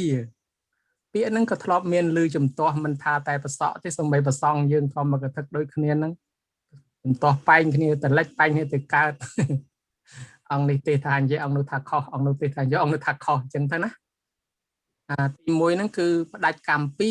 ហើយទី2គឺគោរពបច្ចេកដីហើយទី3គឺមានប្រយោជន៍ផ្សេងទៀតអាពាក្យថាផ្ដាច់កម្មផ្ដាច់ពីហ្នឹងហើយដែលវាទៅជាបញ្ហាចម្រូងចម្រាសមួយគេថាចុះបើយើងខំធ្វើកម្មពីមកកណោមកកគោកមកកដីហើយក៏ស្រាប់តែគ្រាន់តែពូនភ្នំខ្សាច់ហ្នឹងផ្ដាច់កម្មពីអញ្ចឹងវាហាក់ដូចជាអយុត្តិធម៌ណាបើតែប៉ុណ្ណឹងឲ្យយកមកបកស្រាយវាអញ្ចឹងមែនហ្នឹងឯងអញ្ចឹងប្រសងណាថាផ្ដាច់កម្មពីថាខុសទៅថាទាំងខ្លួនឯងធ្លាប់ទេនឹងអាត្មាក៏ថាខុសដែរមានថាអញ្ចឹងទៅទៀតប៉ុន្តែបើយើងគិតឲ្យរឿងឲ្យវាមែនតែនទៅចាំមើលវាអាចមានន័យផ្សេងទៅទៀតតែផ្ដាច់កម្មពីហ្នឹងនៅក្នុងសង្ការសោតនៅក្នុងសត្រាអានុសង្ឃវាលោកៈចេតដីមានសត្រារបស់ខ្មែរយើងវាលោកៈចេតដីនិយាយពីរឿងអានੰលោកកាំងសនីទេវបុត្រដែលលោកធ្វើដំណើរ ទៅកើតក្នុងឋានសួគ៌ពីជាតិមុនមកជាព្រាននេសាទសម្រាប់តាសត្វមិនដែលបានធ្វើបន់សោះភិក្ខុមួយអង្គលោកអាណិតថាមនុស្សនេះមុខតែនឹងស្លាប់ហើយបើមិនដែលបានធ្វើបន់សន្តានអីអញ្ចឹងមុខតែស្លាប់ទៅអាហ្នឹងទៅនរកប្រែដែរជួយអត់បានអញ្ចឹងចង់ជួយប្រោសលោកទៅសំចង្ហាន់លោកដើរសុំទៅទូចពេកឯនោះទ្រាំបានមើលទៅលោកនៅដាច់ដាបពេកសុំឲ្យសុំឲ្យម្ដុំទៅឲ្យចង្ហាន់ម្ដុំលោកឆាន់បានម្ដុំហ្នឹងទៅក៏ជ្រះថ្លាឃើញលោកឆាន់ពីដំបងមិនជ្រះថ្លាប៉ុន្តែជ្រះថ្លាឃើញពេលលោកឆាន់ហ្នឹងដូច្នេះហើយដល់តែស្លាប់ទៅកើតក្នុងឋានសួគ៌ ទៅកើតក្នុងឋានសួគ៌ហ្នឹងបាន7ថ្ងៃក៏បានជួបជាមួយនឹងប្រពន្ធហ្នឹងដល់កំណត់ត្រូវថ្ងៃដែលយមបាលត្រូវយកត្រឡប់មកវិញខ្លួនក៏វាមិនចង់មកដល់ពេលមិនចង់មកប្រពន្ធហ្នឹងក៏ដឹកនាំពូនភ្នំខ្សាច់ហ្នឹងហើយក៏ឲ្យយមបាលហ្នឹងរាប់ភ្នំខ្សាច់ថាបើរាប់អស់សឹមយកប្តីខ្ញុំទៅបើរាប់មិនអស់ទេអត់ឲ្យយកទៅទេហើយក៏រាប់ទៅយមបាលរាប់មិនអស់ក៏ដូរចិត្តថាលែងយកអញ្ចឹងក៏ទុកឲ្យរស់តទៀតនេះអាតំណឹងដែលជាបញ្ហាមួយថាវាមានអញ្ចឹងដែរតាមពិតទៅបើយើងវិភាគទៅតាមធម៌ត្រង់ចំណុចនេះគឺគេដូរចិត្តទី1អ្នកចងកម្មពៀជាមួយយើងគេមានការដូរចិត្តដែរតាឧបមាដូចរឿងកាលយៈកណីកម្មពៀត្រូវស៊ីកូនគេត្រូវស៊ីកូនគេត្រូវស៊ីកូនវិញដល់តែចុងក្រោយយកកូនមកជួបជាមួយព្រះចូលទៅស្ដាប់ធម៌ព្រះទូលមានទៅយៈកណីនឹងលែងស៊ីកូននឹងដូរចិត្តវិញគេអ្នកខ្លះត្រូវដូរចិត្តចឹងវិញណាដូចជារឿងអាយុវឌ្ឍនកុមារអមនុស្សត្រូវមកយកជីវិតកូនហ្នឹង ប៉ុន្តែដោយសារកូននឹងបានស្ដាប់ធម៌ព្រះបានធ្វើបុណ្យបន្ថែមចម្រើនព្រះបរិត្តស្ដាប់ព្រះបរិត្តអមនុស្សវាដូរចិត្តវិញលែងធ្វើបាបអញ្ចឹងអ្នកដែលចងកម្មពៀជាមួយយើងពីមុនធ្លាប់ជេរដាក់ទំនាយយើងប៉ុន្តែថ្ងៃនេះយើងត្រូវគ្នារាប់អានគ្នាវិញទៅលែងជេរគ្នាអាចដូរចិត្តស្រឡាញ់គ្នាវិញឃើញទេអាចដូរចិត្តលែងចងពៀក៏មាននៃទី2ទៀតធ្វើបុណ្យបន្ថែមយើងមកស្រុកគេមួយដូចមកអាមេរិកឬទៅស្រុកណាមួយមានលុយតែ1000ទេឥឡូវចាយចិត្តអស់ហើយអញ្ចឹងដើម្បីបានលុយចាយចិត្តយើងត្រូវរលុយបន្ថែមទៀតអញ្ចឹងដល់លុយយើងនៅបន្ថែមទៀតវាអត់តាន់អស់វីសាគេឲ្យមកនៅអាមេរិកបានតែប៉ុណ្ណេះឆ្នាំឯអង្គខ្លះរមមេធាវីតឡើងទៅទៀតបាននៅតទៀតតែឃើញណាអាហ្នឹងហើយគេថាធ្វើបន្ថែមយ៉ាងណាខាងលោកកាំងសនីទេវបុត្រដែលនាងសវណ្ណអរ៉ៃដឹកនាំធ្វើពុនក្នុងខ្សាច់ហ្នឹងដូចជាធ្វើបុណ្យបន្ថែមគឺបន្ថែមបុណ្យអញ្ចឹងដែរអញ្ចឹងបានមានបុណ្យជីវទានច័ន្ទសុគរីសោតអីនិយាយពីការបន្ថែមបុណ្យទៅវាមិនងាយឆាប់ស្លាប់ដែរវាបន្ថែមបុណ្យថែមទៀតកុំឲ្យដូចពាក្យថាអស់បុណ្យអញ្ចឹងការដែលធ្វើបុណ្យបន្ថែមហ្នឹងយើងមើលដូចមនុស្សយើងណាដែលអត់មានបាបព្រះអរិយបុគ្គលព្រះអរហន្តគ្រប់អង្គសាវកទាំងអស់ណាដែលអត់បាបសូម្បីតែប្រពុតយើងក៏មានបាបដែរប៉ុន្តែដល់ទៅពេលថ្ងៃមួយយើងធ្វើបុណ្យបន្ថែមច្រើនឡើងបាបវាតាមតន់អញ្ចឹងបានជាព្រះមហាមោគលានទោសអនន្តរិយកម្មត្រូវសម្លាប់ម្ដាយឪពុកខ្លួនឯងពីមុនផងដល់ទៅពេលឡើងបុណ្យខ្លាំងឡើងឈានទៅដល់ឋានៈអរហន្តកម្មវាតាមលែងតន់ទៅបដ ாய் ទៅយ៉ាងណាមិញមនុស្សយើងអាចធ្វើបុណ្យបន្ថែមអញ្ចឹងអាផ្ដាច់កម្មពៀហ្នឹងគឺមានន័យថាធ្វើបុណ្យបន្ថែមទេណាកុំឲ្យបដិសេធអីគ្រាន់តែយើងបកស្រាយពាក្យវាមិនស្រួលថាផ្ដាច់កម្មពៀអញ្ចឹងទៅប៉ុន្តែតាមពិតយើងធ្វើបុណ្យបន្ថែមដើម្បីឲ្យបុណ្យវាឈ្នះបាបវាតាមលែងតន់ណានៃទី2គឺជាការគោរពតំណាងឲ្យចេតិយខ្ញុំបកករណាការចាប់អារម្មណ៍ខ្លាំងចង់លើកតម្កើងពីរឿងចេតិយនេះទៅវិញសូមបញ្ជាក់ថាពាក្យថាចេតិយកន្លែងណាដែលយើងគោរពកន្លែងណាដែលបូជាគឺហៅថាចេតិយមិនមែនសំដៅទៅលើរូបរាងដូចយើងឃើញសពថ្ងៃទេណាតពាំងបូជាតបន្តិជាចេតិយ៉ាងកន្លែងណាសម្រាប់គេគោរពកន្លែងណាសម្រាប់គេបូជាគេហៅថាចេតិយអញ្ចឹងចេតិយគឺកន្លែងសម្រាប់បូជាកន្លែងសម្រាប់បូជាហ្នឹងយើងឃើញរូបភាពជាសពថ្ងៃស្ដោបតូបដីប្រាង្គប្រាសាទនិងព្រះធាតុពាក្យថាព្រះធាតុហ្នឹងជាចេតិយដែរគឺជាកន្លែងគោរពបូជាដែរមិនមែនព្រះធាតុមានន័យថាឆ្អឹងទេដូចវត្តព្រះធាតុវត្តអីឈ្មោះថាវត្តព្រះធាតុអីចឹងក៏សិតតែជាកន្លែងគោរពបូជាដែរវត្តព្រះធាតុវត្តអីហ្នឹងហើយមានសភៅអ្នកស្រាវជ្រាវទៅស្អីពីព្រះធាតុហ្នឹងមួយដែរគឺកន្លែងគោរពបូជាមិនតាន់សន្មត់រូបរាងទេដែលរូបរាងជាថ្មជាសិលាឡើងនេះត្រឹមជំនាន់មានសោកឡើងសោយរាជសោកឡើងសោយរាជក្រោយពុទ្ធសករាជ252ឆ្នាំទៅចាប់ផ្ដើមប្រមូលធាតុយកមកកសាងបច្ចេកដីឲ្យមានក្បាច់មានក្បូរមានឥដ្ឋមានថ្មឡើងបានគេហៅថាអដ្ឋកាទីចេតតាវាជាចេតយ៉ាងកន្លែងណាដែលមានរៀបដោយក្បាច់ដោយក្បូរដោយឥដ្ឋជាដើមនឹងសម្រាប់គោរពបូជាបានគេហៅថាចេតិយយើងរំលឹកពីពាក្យចេតិយហ្នឹងបែករឿងមួយម៉ាត់ត្រង់ថាពីមុនពុទ្ធសាសនាគឺគេហៅប្រាសាទហ្នឹងជាចេតិយមុនពុទ្ធសាសនាគេហៅប្រាសាទឯពាក្យមួយទៀតភាសាសំស្ក្រឹតហៅថាប្រាង្គហ្នឹងក៏ជាចេតិយដែរដូច្នេះប្រាង្គក៏ចេតិយប្រាសាទក៏ចេតិយភាសាឥណ្ឌូអឺរ៉ុបហៅស្ទូបៈឬស្ដូបហ្នឹងក៏ជាចេតិយដែរពាក្យថាពាក្យថាប្រាសាទគឺសំដៅទៅលើសេនាសនៈជាវត្ថុសម្រាប់គេគោរពបូជាដែលក្នុងនៃរបស់សាសនាពុទ្ធនិងសាសនាព្រាហ្មណ៍គេឲ្យតម្លៃទៅលើវត្ថុជាតំណាងឲ្យប្រាសាទដូចចេតិយមាន5ដែលយើងស្គាល់នៅក្នុងអតិរេកលាភរបស់ទីសេនាសនៈនោះវិហេរោប្រាសាទោអត្តយោគោហម្មយ៉ាងគុហាទាំង5ហ្នឹងគឺជារបស់ដែលគេគោរពបូជាក្នុងសាសនាអ្នកដែលមានទិជ្ជាជ្រះថ្លាគេធ្វើឲ្យប្រាសាទោទីសេនាសនៈជាចេតិយណារៀងដោយប្រាសាទវិហេរោកន្លែងវត្តកន្លែងអារាមទាំងមូលក៏គោរពបូជាអត្តយោគោរោងស្ទូបស្ដោបហម្មយៈដែលគេឲ្យតម្លៃសពថ្ងៃគេថាវិឡាកតហ្នឹងក៏កន្លែងគេជ្រះថ្លាគេគោរពបូជាចំនួនព្រះគេសិតតែបិទមាសបិទពេជ្រផងមិនមែនគ្រាន់តែសំងដោយលោកសពថ្ងៃលៀបតាដីលែងសំងគេបង្អាប់ថាសិតតែនៅវិឡាកតចំនួនព្រះគេបិទមាសបិទទៀតគុហាប្រាសាទណាដែលមានលក្ខណៈដូចរូងមានពីរបែបទី1ធ្វើខ្លួនឯងគេហៅថាគុ cụ hia cát anh cụ hia đại kỳ thưa tí pi cát lang khuôn anh thì hai ta cụ hia cát anh không nômประสาท na ដែលមានលក្ខណៈដូចរូងគេឲ្យឈ្មោះថាគុហៈប្រសាទឬក៏គុហៈគុហៀអញ្ចឹងបានយើងមានពាក្យខ្មែរយើងមកថាសម្បូរព្រៃគុកហ្នឹងគឺគុហៈហ្នឹងឯងគឺសំដៅទៅលើសេនាសនៈណាដែលមានលក្ខណៈដូចរូងដូចរចនាបថសម្បូរព្រៃគុករចនាបថនៅភ្នំហាន់ជ័យរចនាបថនៅទីផ្សេងដែលមានលក្ខណៈអញ្ចឹងគេហៅថាគុហៈប្រសាទបែបគុហៈហើយគេទៅបកស្រាយថាគុកដាក់មនុស្សដាក់ច្បាក់ដាក់ខ្នោះអីណាអស់ហើយខ្ញុំកណាក៏អត់ដឹងដែរប៉ុន្តែតាមសិក្សាក្នុងសាសនាពាក្យនេះចេញពីសាសនាទេពាក្យប្រាសាទគោរពបូជានេះតែទៅបកស្រាយថាគុកដាក់មនុស្សដាក់អីអានឹងវាជារឿងមួយផ្សេងខ្ញុំកណាលោកសម្បូរព្រៃគុកគេបកស្រាយប្រាប់កណាណាចូលដល់ស្ដាប់មើលកណាដូច្នេះកាលពីចែកស្រីរកធាតុពីដំបងប្រគុណហើយអត់ទាន់មានទេប្រាសាទអីទាំងអស់ហ្នឹងគេយកទៅដាក់តែដីខ្សាច់គ្រប់កន្លែងទាំងអស់ស្ដេច8នគរទទួលស្រីរកធាតុយកទៅហ្នឹងដាក់តែដីខ្សាច់ទាំងអស់យកដីខ្សាច់ពុកដាក់យកដីខ្សាច់ពុកដាក់ធ្វើជាចេតិយហ្នឹងបានជាគេឲ្យពាក្យមួយថាវាលោកៈចេតិយគឺចេតិយសាងពីដីខ្សាច់នេះប្រវត្តិប្រភពចេតិយពីដំបងខ្ញុំកណាបានទៅប្រទេសនេប៉ាល់កន្លែងរាមក្រាមស្ទូបៈដែលយើងហៅថារាមក្រាមចេតិយរាមក្រាមចេតិយហ្នឹងដាក់ព្រះធាតុនៅនឹងហើយដាក់ដីខ្សាច់ពុកមេឃភ្លៀងមកបាក់ទាំងដីខ្សាច់ហូរធ្លាក់ចូលក្នុងទន្លេអ្នកបានទៀតយើងឃើញណាដូច្នេះបានជាធម្មសោកប្រមូលចេតិយហ្នឹងយកប្រមូលធាតុហ្នឹងយកមកកសាងចេតិយមានក្បាច់មានក្បូរចំណែកទៅប្រទេសសេរីលង្កាព្រះនាងរាជាកុមារ2នាក់នោះនាំ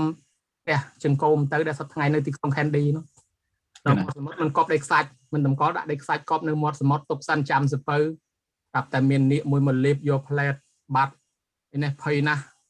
បែបបនដល់ព្រះរាជួបព្រះសាវកមួយអង្គបនទៅបានលោកគម្រាមនាគហ្នឹងឲ្យខ្ជាក់មកវិញអញ្ចឹងណាខ្ជាក់មកវិញចឹងយើងមើលវាមានលក្ខណៈរឿងយកទៅកប់ចិត្តយកទៅកប់នៅដីខ្សាច់យកទៅកប់អីចឹងមានរឿងច្រើនមកហោហែមានដល់ទៅពេលយកទៅប្រទេសស្រីលង្កាទៅមិនធ្វើក្បាច់ក្បូរជំនាន់មហានាមទេលោកសួរថាធ្វើរបៀបមិនចិត្តដីបានថាលោកថាឲ្យដាក់កពុកដូចស្រូវពុកចឹងទៅបានកសាងបែបនោះទៅរីឯនៅប្រទេសភូមាជំនាន់ស្ដេចអនុរុទ្ធ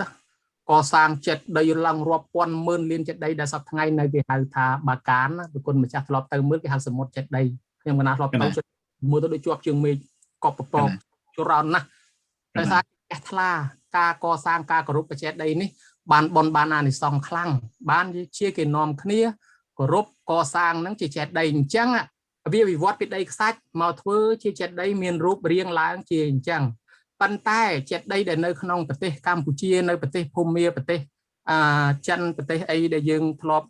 គោរពធ្លាប់អីនេះគឺវាមានហើយកណា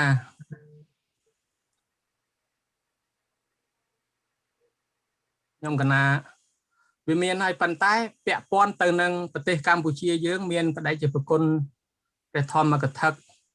អង្គខ្លះលោកថាចេតិយកម្ពុជាសម្គាល់ត្រីរកធាតុពីដើមមកវាមិនដែលមានត្រឹមមួយនៅសក្យមនីចេតិយហើយមួយទៀតនៅភ្នំអត្តរៈ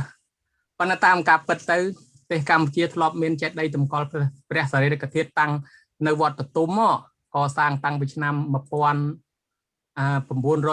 នោះព្រះណសារៈនាំពីសេរីលង្កាមកជាមួយនឹងពូជព្រឹកបដិស្ថានមុនគេតាំងពីឆ្នាំ1909ថ្ងៃហ្នឹងចេតិយហ្នឹងប៉ុន្តែយើងដើរទៅដើរមកគ្មានគោរពគ្មានអីទេប៉ុន្តែបើទៅដល់ប្រទេសគេនិយាយពីតម្រង់ជួរគោរពតែស្បែកជើងមិនហ៊ានពាក់ផងអាហ្នឹងវាមកពីការផ្សព្វផ្សាយរបស់យើងនៅមានលក្ខណៈទាបរីឯបច្ចេតិយនៅសក្យមនីចេតិយយើងកសាងនៅឆ្នាំ1957អាហ្នឹងឆ្លងនៅឆ្នាំ57ប្រធានបានមកនៅឆ្នាំ52បានដូរទីតាំងយកទៅដាក់នៅភ្នំអត្តរៈកសាងពីឆ្នាំ1995រហូតដល់ឆ្នាំ2002បានហើយនឹងតម្កល់នៅភ្នំអត្តរៈសប្តាហ៍ថ្ងៃប៉ុន្តែដែលយើងចេតិយនៅពេញស្រុកខ្មែរយើងគួរគោរពគួរជ្រះថ្លាឃើញអញ្ចឹងហើយប៉ុន្តែចេតិយដែលតម្កល់ព្រះសារីរិកធាតុពុទ្ធនៅឯឋានសួគ៌ហៅថាចូលឡាមនីចេតិយហ្នឹងយើងចង់គោរពថ្វាយអង្គមព្រោះទេវតាតែងតែមកគោរពតម្កល់ព្រះកេសធាតុផងព្រះចង្គមផងហ្នឹងទេវតាក៏មកគោរពដូចជាព្រះមេល័យថែលោកឡើងទៅជួបព្រះសិអាមេត្រីដែលមកគោរពព្រះសារីរិកធាតុហ្នឹងហើយដល់ចឹងទៅបានព្រះមេល័យថែសួរថា រឿងសួរសុខទុក្ខបង្ការអីបានចោះមកត្រាស់ដឹងចោះមកអីហ្នឹងព្រះសិអាមេត្រីគាត់ថាមិនតាន់ដល់ពេលចោះទៅទេហើយផ្ដាំថាឲ្យមនុស្សលោកបើចង់ជួបព្រះសិអាមេត្រីហ្នឹងឲ្យបង្កើតទេសនាមហាជាតិឲ្យបានរាល់ឆ្នាំទៅឬក៏ទេសពីប្រវត្តិព្រះឲ្យដឹងរាល់ឆ្នាំទៅអាហ្នឹងបានអនាគតទៅជួបអញ្ចឹងព្រះសិអាមេត្រីទៅនៅគង់ឯនោះអត់តាន់បានមួយខែផងអត់មានតាន់ចោះមកទេអញ្ចឹងយើងកុំឲ្យឮថាចោះមកនេះមកនោះអីអត់មានទេបានផ្ដាំមកឲ្យយើងបង្កើតទេសនាមហាជាតិអីហ្នឹងបានយើងមានទេសហ្នឹងដើម្បីជួបលោកទាំងនេះជានិមិត្តរូបមួយបង្ហាញថាសូម្បីតែទេវតាក៏មកគោរពបូជាចុលាមនីចេតិយនឹងដែរអញ្ចឹងហើយបានយើងកសាងខ្សាច់នេះរចនាបថតាមបែបតាមយ៉ាងដែលគេជ្រះថ្លាហ្នឹងតំណាងថាចុលាមនីចេតិយហ្នឹងសម្រាប់គោរពសម្រាប់បូជានឹងឯងនេះដែលខ្ញុំកណាលើកដោយសង្ខេបប៉ុន្តែរៀងជ្រុលម៉ោងបន្តិចត្រង់ថាការគោរពចំពោះចុលាមនីចេតិយហ្នឹងតំណាងអញ្ចឹងហើយយើងអធិដ្ឋានហើយទៅដល់ពេលយើងធ្វើហើយទៅគោរពបូជាហើយទៅចាំសឹមយើងសឹកចេញវិញដើម្បីឲ្យទៅជាខ្សាច់ធម្មតាប៉ុន្តែចំណែកខាងនៃទី3ដោយសង្ខេបខ្លីនៃទី3គឺបានប្រយោជន៍ដោយប្រគុណម្ចាស់ព្រះគ្រូហុយហងថាបានប្រយោជន៍គេយកខ្សាច់មកកសាងមួយឆ្នាំចេះតែជូនមកធ្វើឲ្យវត្តនឹងបានខ្ពស់អញ្ចឹងទៅដែរអញ្ចឹងខ្ញុំកណាក៏មានការជ្រះថ្លាជាមួយនឹងដែរដោយសម្គាល់ឃើញមានស្រុកខ្លះគេពូនភ្នំកស្រុកខ្លះគេពូនភ្នំស្រូវដូច្នេះបានប្រយោជន៍អារបស់នឹងអាចយកទៅប្រើប្រាស់បានហើយចំពោះអានិសង្ឃនៃការកសាងគោរពបូជាចេតិយនេះនៅក្នុងគម្ពីរវិលិនបញ្ហាលោកថាចេតិយនេះគឺកន្លែងលក់អាយុកន្លែងលក់ពណ៌សម្បុរកន្លែងលក់សេចក្តីសុខកន្លែងលក់អាយុពណ៌សម្បុរសេចក្តីសុខនិងលក់កម្លាំងយើងមិនអាចដើរទិញអាយុតាមផ្សារបានទេប៉ុន្តែក្នុងវិលិនបញ្ហាលោកថាចេតិយហ្នឹងគឺកន្លែងលក់អាយុអញ្ចឹងបើយើងចង់បានអាយុវែងយើងទៅទិញពីចេតិយបើយើងចង់បានអាយុវែងយើងទៅទិញពីចេតិយអញ្ចឹងពិសេសពិសាលណាកន្លែងចេតិយគឺជាកន្លែងលក់អាយុគឺទៅគោរពទៅបូជានមស្ការថ្វាយអង្គមដោយការគោរពទៅដូចជាតួអង្គពពុទ្ធិស័តលោកទៅចំនួនជួនស្ពៅឃើញដីខ្សាច់ល្អក៏ពូកធ្វើជាចេតិយឲ្យគោរពទៅអនាគតទៅបានកើតជាស្ដេចចក្រពត្តិជាច្រើនជាតិរហូតមកចុងក្រោយបានត្រាស់ជាពុទ្ធអីចឹងមកនេះគឺជាអានិសង្ឃនៃការគោរពបូជាបច្ចេតិយអ្វីក៏ដោយបើយើងមានចិត្តជ្រះថ្លាយើងគោរពយើងបូជាទៅនឹងបានបុណ្យបានអានិសង្ឃតាមអធ្យាស្រ័យរបស់យើងលើកឡើងមកប៉ុណ្ណេះលើលោះខ្វះខាតសូមប្រដេកជាប្រគុណសម្រាប់សម្រួលនឹងព្រះប្រធានមេត្តាសន្តោសប្រោះបណ្ឌៃសូមអធ្យាស្រ័យគណៈសាធុគណៈប្រគុណច្រើនមែនតើណាលោកគ្រូណាព្រះវិជាកោវុឌ្ឍណាសានចរិតបានលើកយកមកណាបែបសង្ខេបខ្លីប៉ុន្តែអត្តន័យណាប្រកបដោយខ្លឹមសារណាហើយបើមែនតែនទៅជក់ចិត្តហើយក៏មានសំណួរជាច្រើនទៀតចង់ប្រកេនដល់លោកគ្រូណាព្រះវិជាកោវុឌ្ឍផងដែរក៏ប៉ុន្តែដោយសារតែពេលវេលាមិនអនុគ្រោះទេហើយឥឡូវក៏បានលើកយកអំពីប្រវត្តិរឿងរ៉ាវនៃភ្នំខ្សាច់និងការជាប់តាក់ទងដោយរបៀបយ៉ាងណានិងអានិសង្ឃនោះក៏បានលើកមកចប់សពគ្រប់ហើយអញ្ចឹងហើយខ្ញុំកណាគិតថានឹងមិនសួរតទៅទៀតទេគណៈនឹងប្រកេនកម្មវិធីទៅកម្មវិធីដទៃទៀតណាតែបើទោះបីជាយ៉ាងណាហើយខ្ញុំកណាសូមគោរពប្រកេនពរណាព្រះវិជាកោវុឌ្ឍណាសានធិរេតសូមឲ្យមានប្រជញ្ញមាយុយឺនយូរប្រសុខភាពល្អបរិបូរណ៍ណាព្រះបញ្ញាញាណណារឹងរិតតែឆ្លៀវឆ្លៀសវៃឆ្លាតណាបន្តទៅមុខទៀតគណៈអរគុណច្រើនហើយក៏សូមជាកិច្ចបន្តទៅទៀតខ្ញុំកណាសូមប្រកេនកម្មវិធីណាទៅដល់លោកគ្រូចេតគុណោណាកៃសុភាគណៈសូមលោកគ្រូកាន់កម្មវិធីបន្តគណៈអរគុណគណៈសូមក្រាបថ្វាយបង្គំលា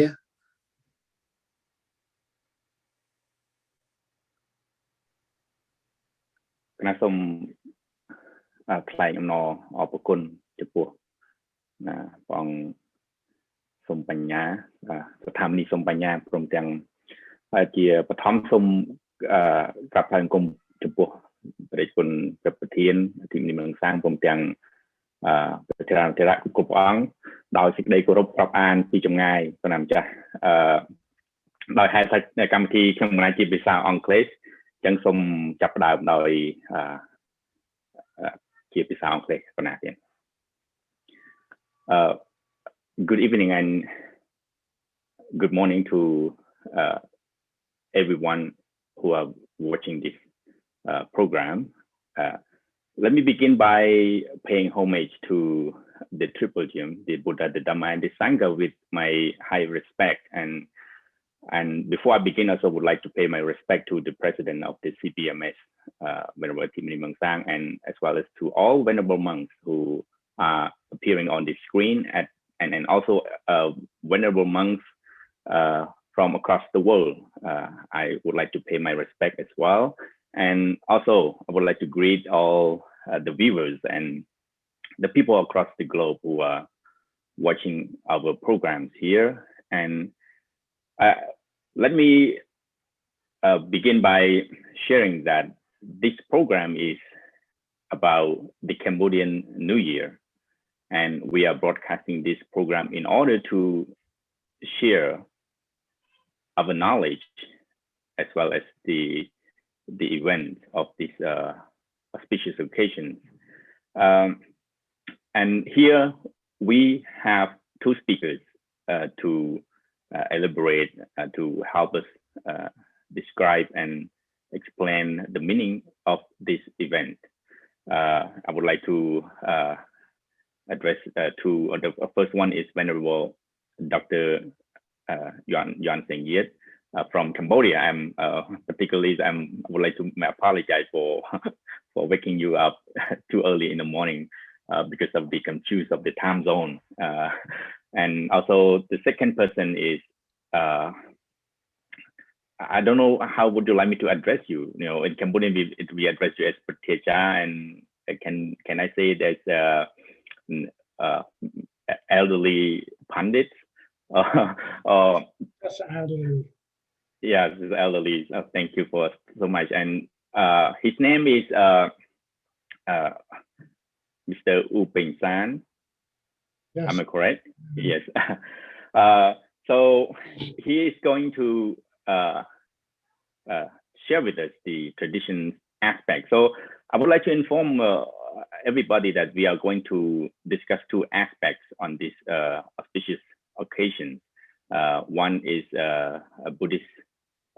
aspect, which is going to share with the Buddhist perspective on this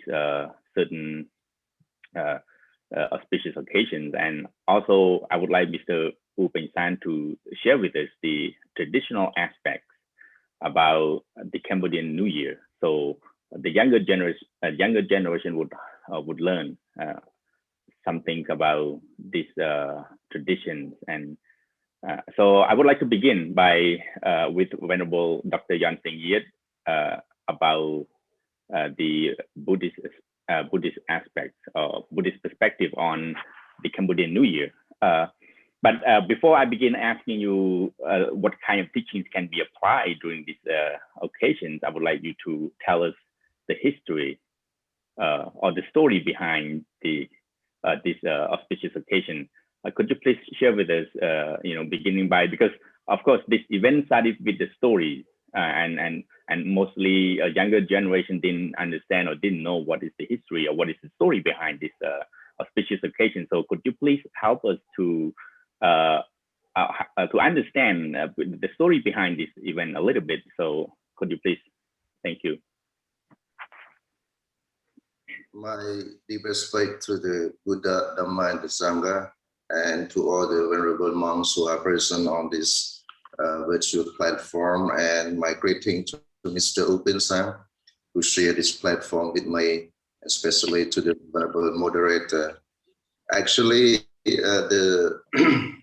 each and every culture, tradition, and civilization always started with the story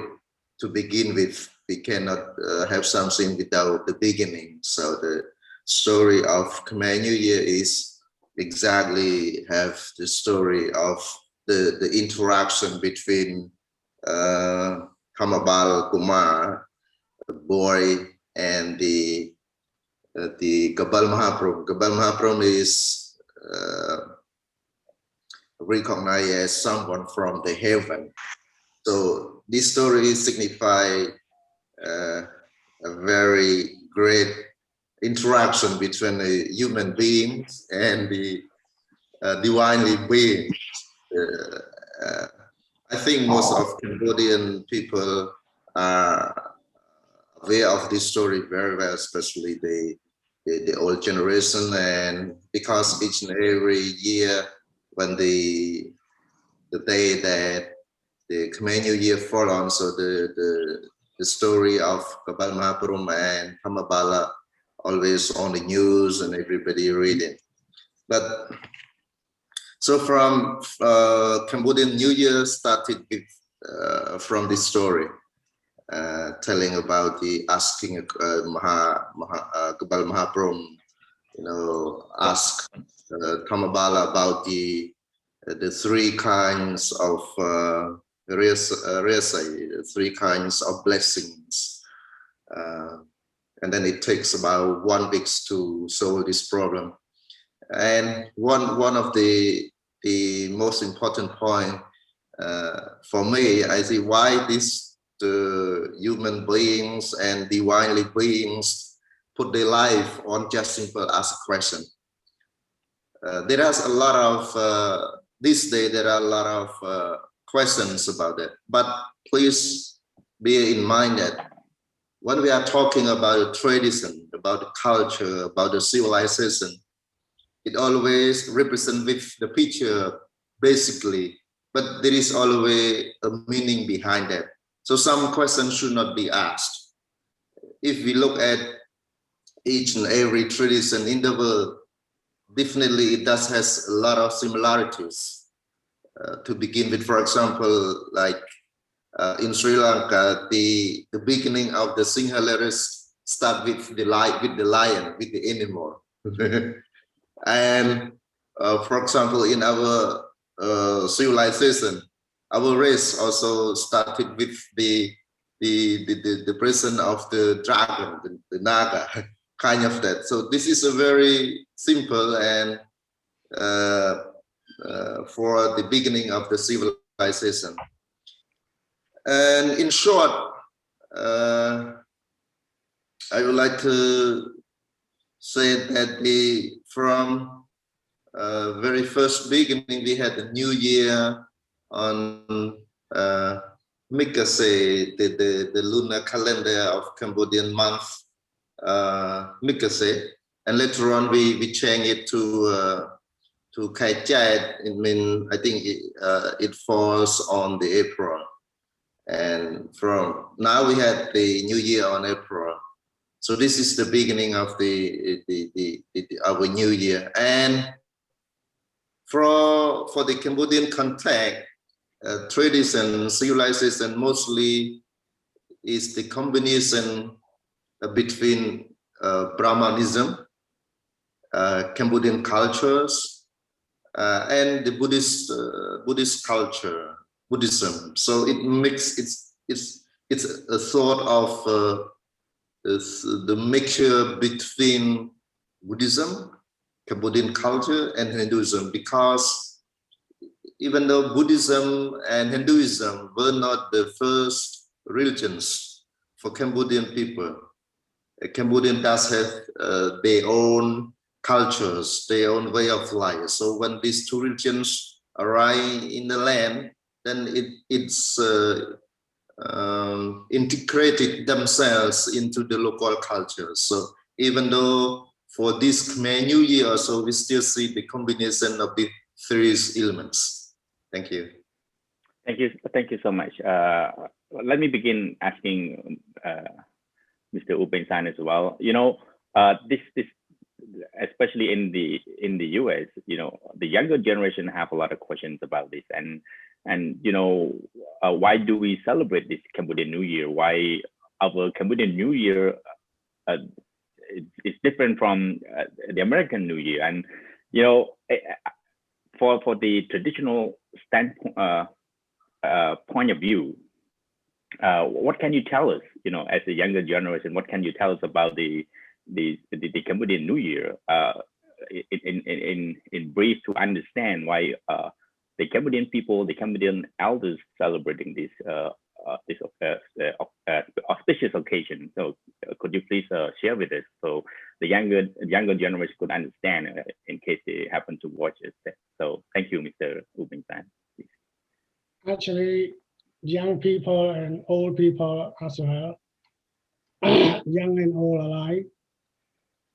they have the same idea of inspiring from the legendary New Year. I said this New Year is not only New Year like somebody else New Year around the world, but it's also legendary. And why? In this century, the 21st century, we celebrate something related to the legend. As Venerable Saint Yun was saying earlier, Kabal Mahaprabhu is Almighty God. He can do anything he wants. He plays a bet with Kabal Mahaprabhu, who is young, who's embarrassed him of being well known and being a wise person. God's supposed to be more wise than anybody else. And why emerge Thamabakama as a wiser than Kabal Mahaprabhu? He was so embarrassed by this fact. So if he lack of morality on him, if he just like ordinary people, he would say, so what? I lost the bet, but I'm Almighty God. I will not do anything. I would forget my promise to behead myself. You cannot do anything against me because you are so weak. But in the contrary, the so-called Almighty God has something in his mind, in his conscience, which is moral concept. He is the Almighty God, he is the leader, he is strong, most powerful, but he has compassion. He has committed to reality, committed to his promise, Satya.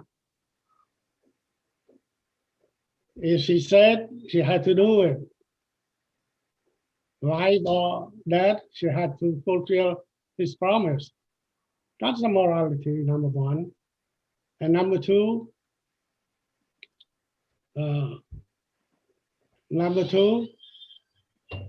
when he cut his head off, he realized that if my head was tossing to the air, the space would be ablaze. If I toss it to the ocean, it would be dry up. If I toss my head to the ground, it would be all destroyed. He had that compassion. He doesn't care only about himself, about his family, but also he cares about all beings as well. This is his loving kindness, compassion, that would be set as an example to a contemporary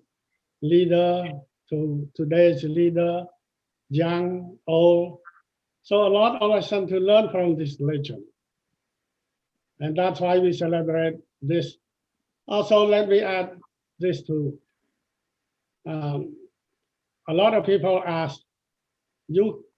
claim as a Buddhist, you yourself as a Buddhist, and why you take a legend from the Brahmanism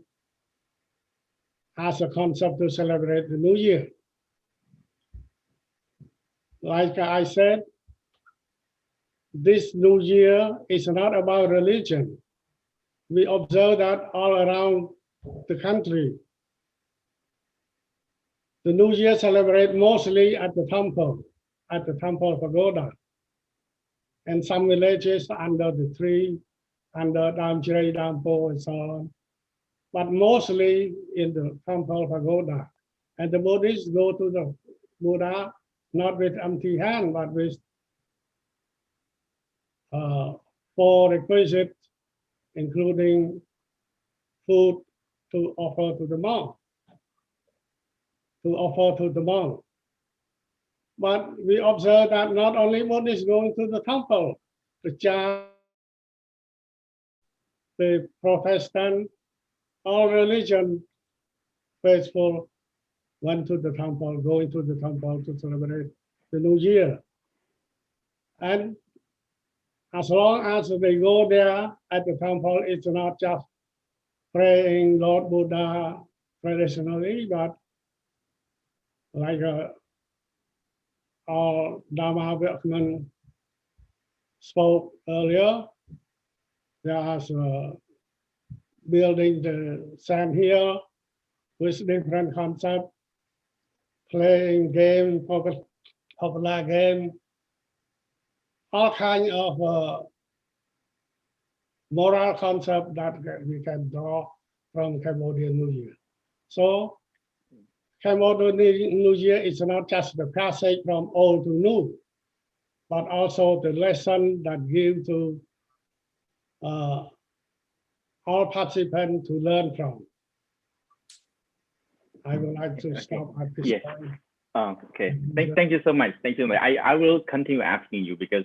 I would like to learn something. The differences between the celebration of the Cambodian New Year in Cambodia as well as the Cambodian celebration, Cambodian New Year celebration in the US, because I think you were old enough to celebrate when you were in Cambodia. So I will come back later to talk about these differences between the celebration in Cambodia and then the celebration in the US, whether they are the same or there are any differences in the celebration. So, but now I would like to turn to Venerable Dr. Yonsing Yet on the perspective, the religious perspective on Cambodian New Year, as Mr. Umpaisan has mentioned, that mostly we celebrate the Cambodian New Year at the temple, at monasteries, and then do all kind of rituals, performances at the temple. So according to the Buddha's teaching, according to the Buddhist teaching, what can you share with us? What can the younger generation learn from the celebration? One of the things that very unique is that some even mentioned that the Cambodian New Year is a family day, because it is a chance that all the young children have opportunity to go back home and pay their respect to their parents. So what should be what can we do? What should we learn from this auspicious occasion in Buddhist view? So could you please share with us and share that this with the public? So thank you. In Cambodia, we do have many celebrations, festivals, and ceremonies, but Khmer New Year celebration is the biggest one comparing to the others. And comparing to Phnom Penh, comparing to Josa, Tenyosa, Gaten, Khmer New Year is the biggest one, and it's gonna take 3 days for the celebration. And I think the Khmer New Year is the biggest gathering and the most celebrated one. Not only Cambodian Buddhists, but all the people in the country celebrate it. But mostly we celebrate based on as I said earlier, that this celebration is the combination of the 3 elements, Brahmanism, Cambodian cultures, and Buddhist culture. Especially we can see a lot of rites and ritual which vary with the Buddhist philosophies. And for example, if we listen to the previous speakers in Cambodian program, there are a lot of explanation about how the celebration is taken. And one thing that it impressed me very much comparing to the other celebration is Khmer New Year is clearly explained and very clear information of how to perform the Khmer New Year. Like the first day it is called Songkran or Maha Songkran, and second day it is called Viret Wanabat, and the third day it is called Viret Langsa or Langsa. And from this celebration, Cambodian people can learn one thing can learn many things.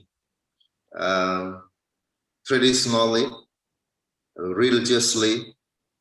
and the national unity that people all comes together, whether they are near or far. When the new year fall on, everybody always try to come to to meet their family, and there are a lot of activities going on, like from a traditional perspective and from the Buddhist perspective. For example, they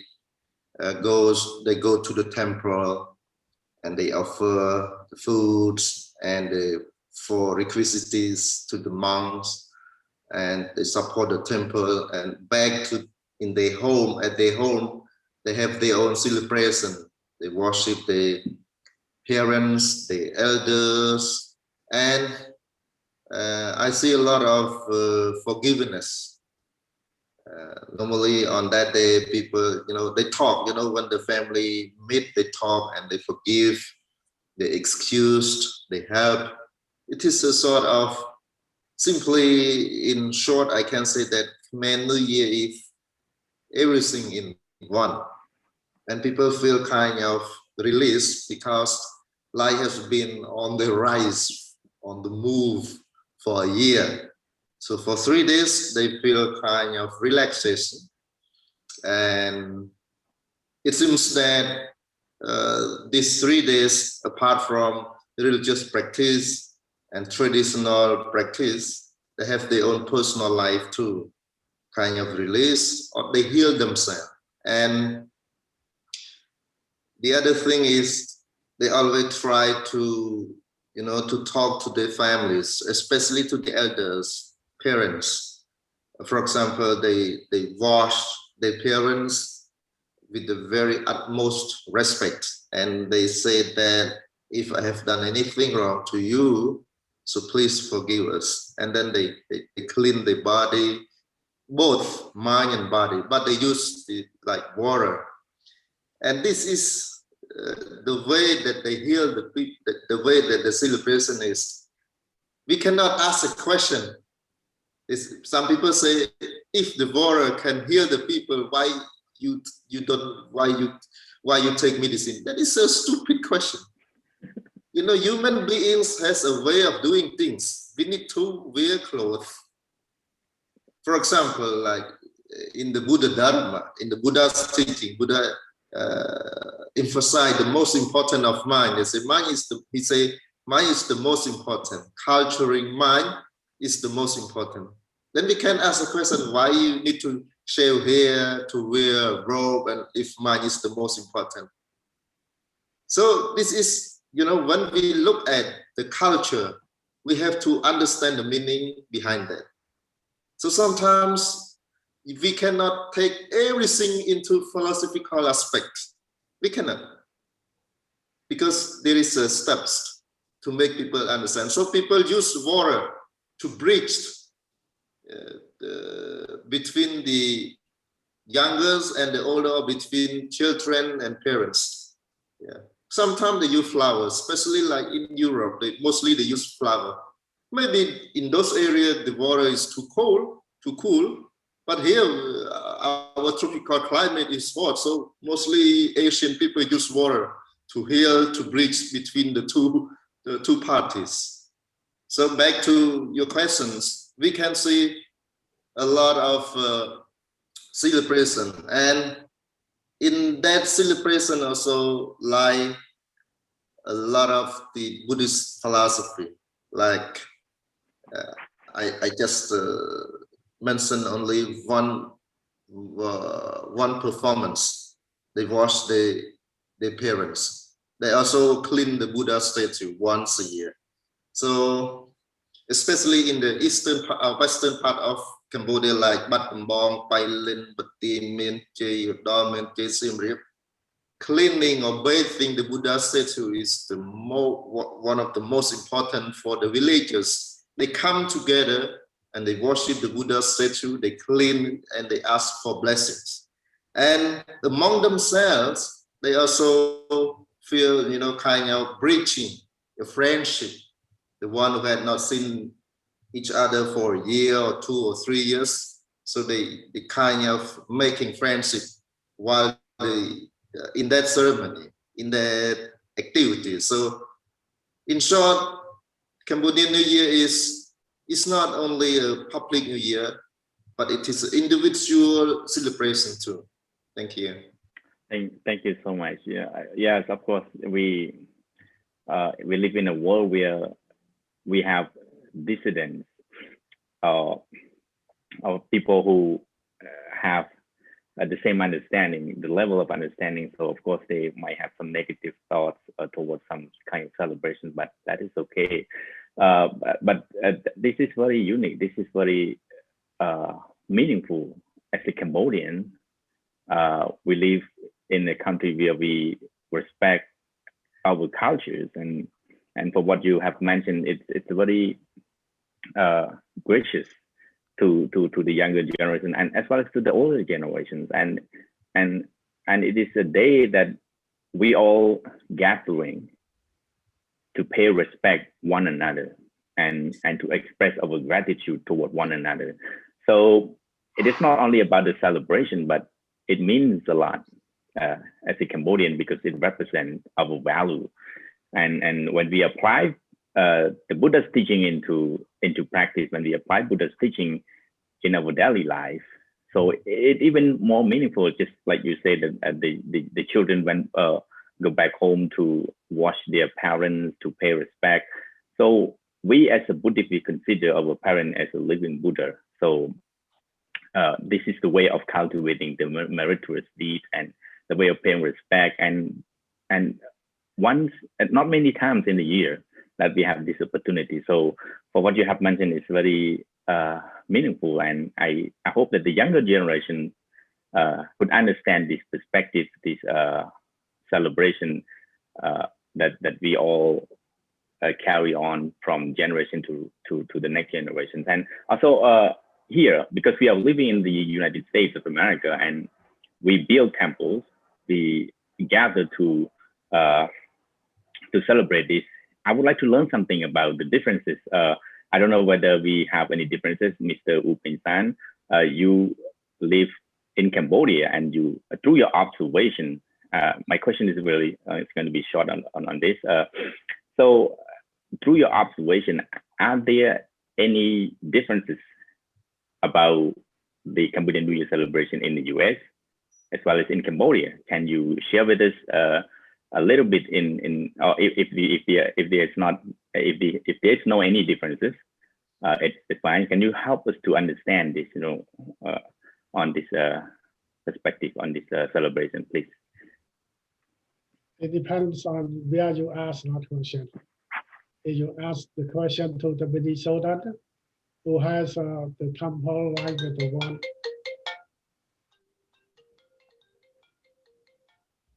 I'm sorry. That's okay, yeah. So yes, particularly because you're living in Minnesota, so can in Minnesota is the place that has a rich Cambodian culture. I mean, we have the temple, we have monk, we have Buddhist community as big as 1,000 and 1,000 members. So the celebration is almost the same as in Cambodia. But it's some place like the community is small, a few hundred people. The temple is not wide open in the small building and so on. So they don't celebrate as joyous as the one in Minnesota. But one that I should note is in Cambodia, the youth enjoy the most. The youth enjoy the celebration more than the one in the United States. There are two ways of thinking about that. One is good. They enjoy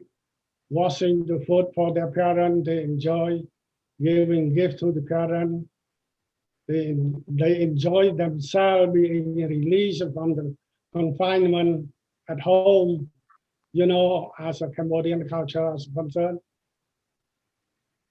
The girls, mostly, the girls are not allowed to have close contact with the boy. But for the New Year, the parents release, like they release the bird from the cage. So how joyous, imagine that all being released from the confined cage. Nothing compared to that. In Cambodia,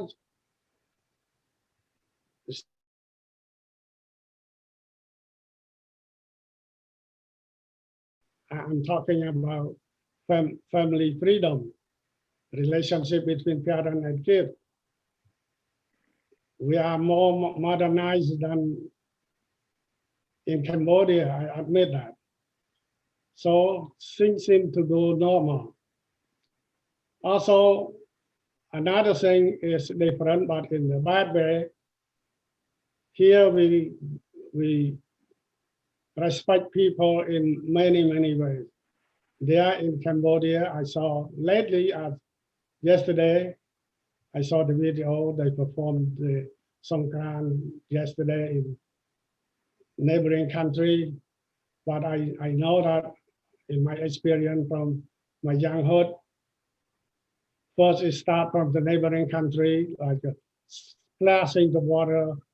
to the passerby. It starts from the border, like a pilot, like a Sisapon pipette. They sprout the scented perfume water slightly to the passerby. And then it expands as big as a water hose. Water hose splashing to the passerby with nice dress, nice clothes. But they don't enjoy that way. That's lack of respect to the people. And yesterday I saw in the neighboring country, and I thought that soon it would come to our country like I saw before. They have the Hmong, thousands and thousands of Hmong celebrate Songkran with car, with all kinds of vehicle and boat as well. And the standby sprout the water with the big bucket, whoop, whoop, whoop, over the head of the monk. Is that bad or good? I say that maybe it's not bad yet, but it's going to be so bad tomorrow and the next day. Is this kind of culture spread to our community like it spread before? Spreading, and I want to take more example to present it to all available. Cambodian New Year in the past supposed to be so solemn, so religious, so moral, and later also in my lifetime, they play beer pong, gambling. It transformed little by little from the little thing into reaching real quick. Dancing on the 3 nights on the New Year. And I spent as far as I spent the New Year to 1 or 2 months in Long Ramit Kapong Katut. Thing goes wrong if we don't stop it. That's a different celebration in Cambodia and in here. I don't mean to criticize any place. Anywhere is my flesh and blood. I'm a Cambodian. Cambodian in the United States is Cambodian. Cambodian in my home country is Cambodian. I have no intention to criticize, but my experience, I witnessed it, I saw it, and I predict it that way. Thank you. Also, let me share my opinion with the Venerable Saint Yon. I agree totally.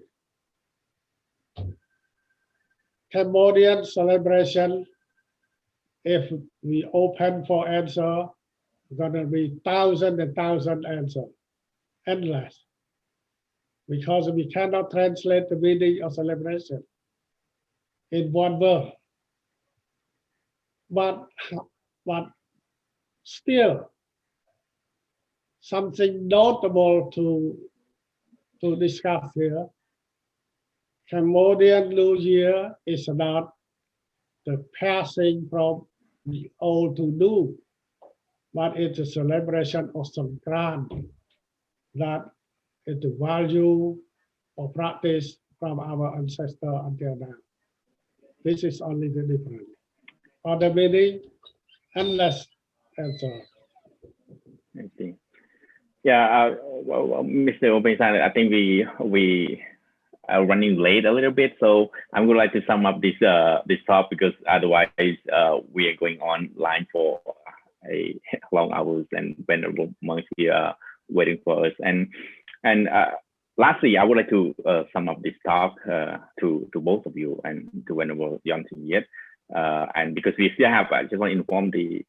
viewers that we still have the next day. We're doing this broadcasting program for the 3 days celebration today, tomorrow, and the day after tomorrow. So we will continue on touching on some aspects of this auspicious occasion. But lastly, I would like to both of you. I'm not told that I'm going to be tomorrow. Yeah. Sorry, can you say again? I'm not told that I'm going to be tomorrow also. I'm not. I've never been told that. Nobody... Oh no. We have different groups of the speakers. So with that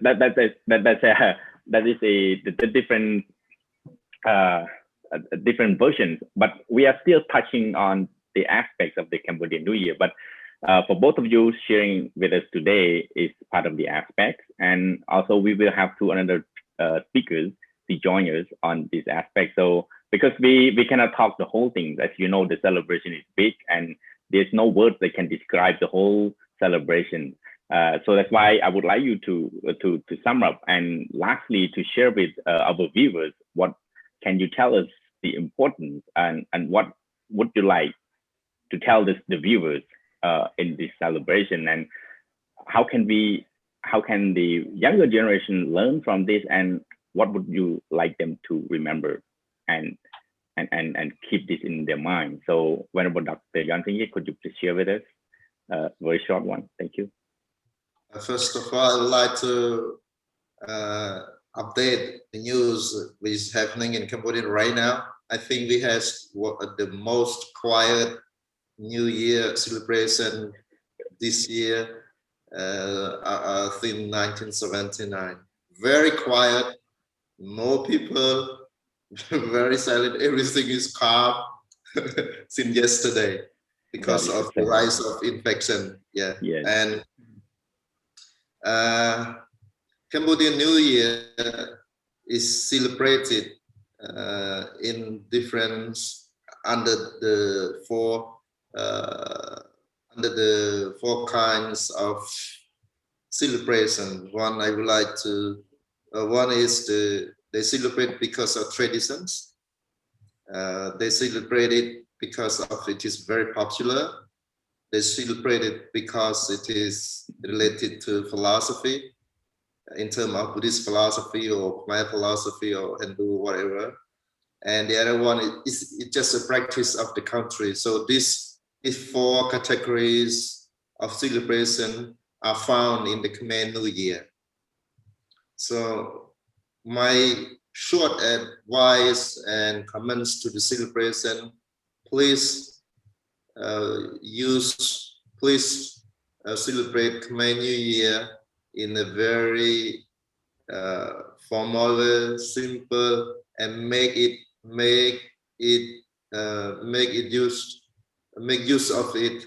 for your personal practice, for your family, and use the Khmer New Year as a the central point to unite, to enjoy, and to forgive, to forget, and to help each other for the sake of our society. And I wish all venerable monks who are living overseas and all Cambodian people who are living across the globe and all the people, other people right now in the country are facing a big challenge of the rise of infectious. Please, may all the Cambodian people and sentient beings free from the suffering. Happy Khmer New Year. Thank you. Thank you so much. Thank you so much. So, Mr. Upeng San, I would like you to have a few words as well. What would be the message that you would like to convey to the younger generation and as well as to the general public during this auspicious occasion? Could you please share with us a few words on this occasion? Thank you. Sure. I would like to say to all my fellow Cambodians anywhere around the world, keep the concept of Kabbalah Mahaprom, compassion for you as well. Keep the concept of respect that all the seven Devada, and especially Devada Mundir Devi, for respect their parents, keep it as your. And may you have the 4 Buddhist blessings for the new year to come and the many more years to come. Thank you. Thank you so much. Thank you so much. So once again, to our viewers, that we are going to talk again in English. So some people might be asking again that why are we talking in English? Because we would like to spread this meaning, this celebration to the non-Cambodian speaker to understand the essence of the celebration. That's why we are speaking English. So in case that younger generation are interested in this meaning, so that's why we are doing this. Once again, Dr. Yan Seng Yet, I apologize, and I thank you so much for joining us today, and as well as Mr. Upeng San and all venerable monks and all the viewers who are watching this. And lastly, Happy New Year, and may all of you celebrate this new year with your mindfulness and celebrate it with respect and loving kindness to all people around and beyond your place. So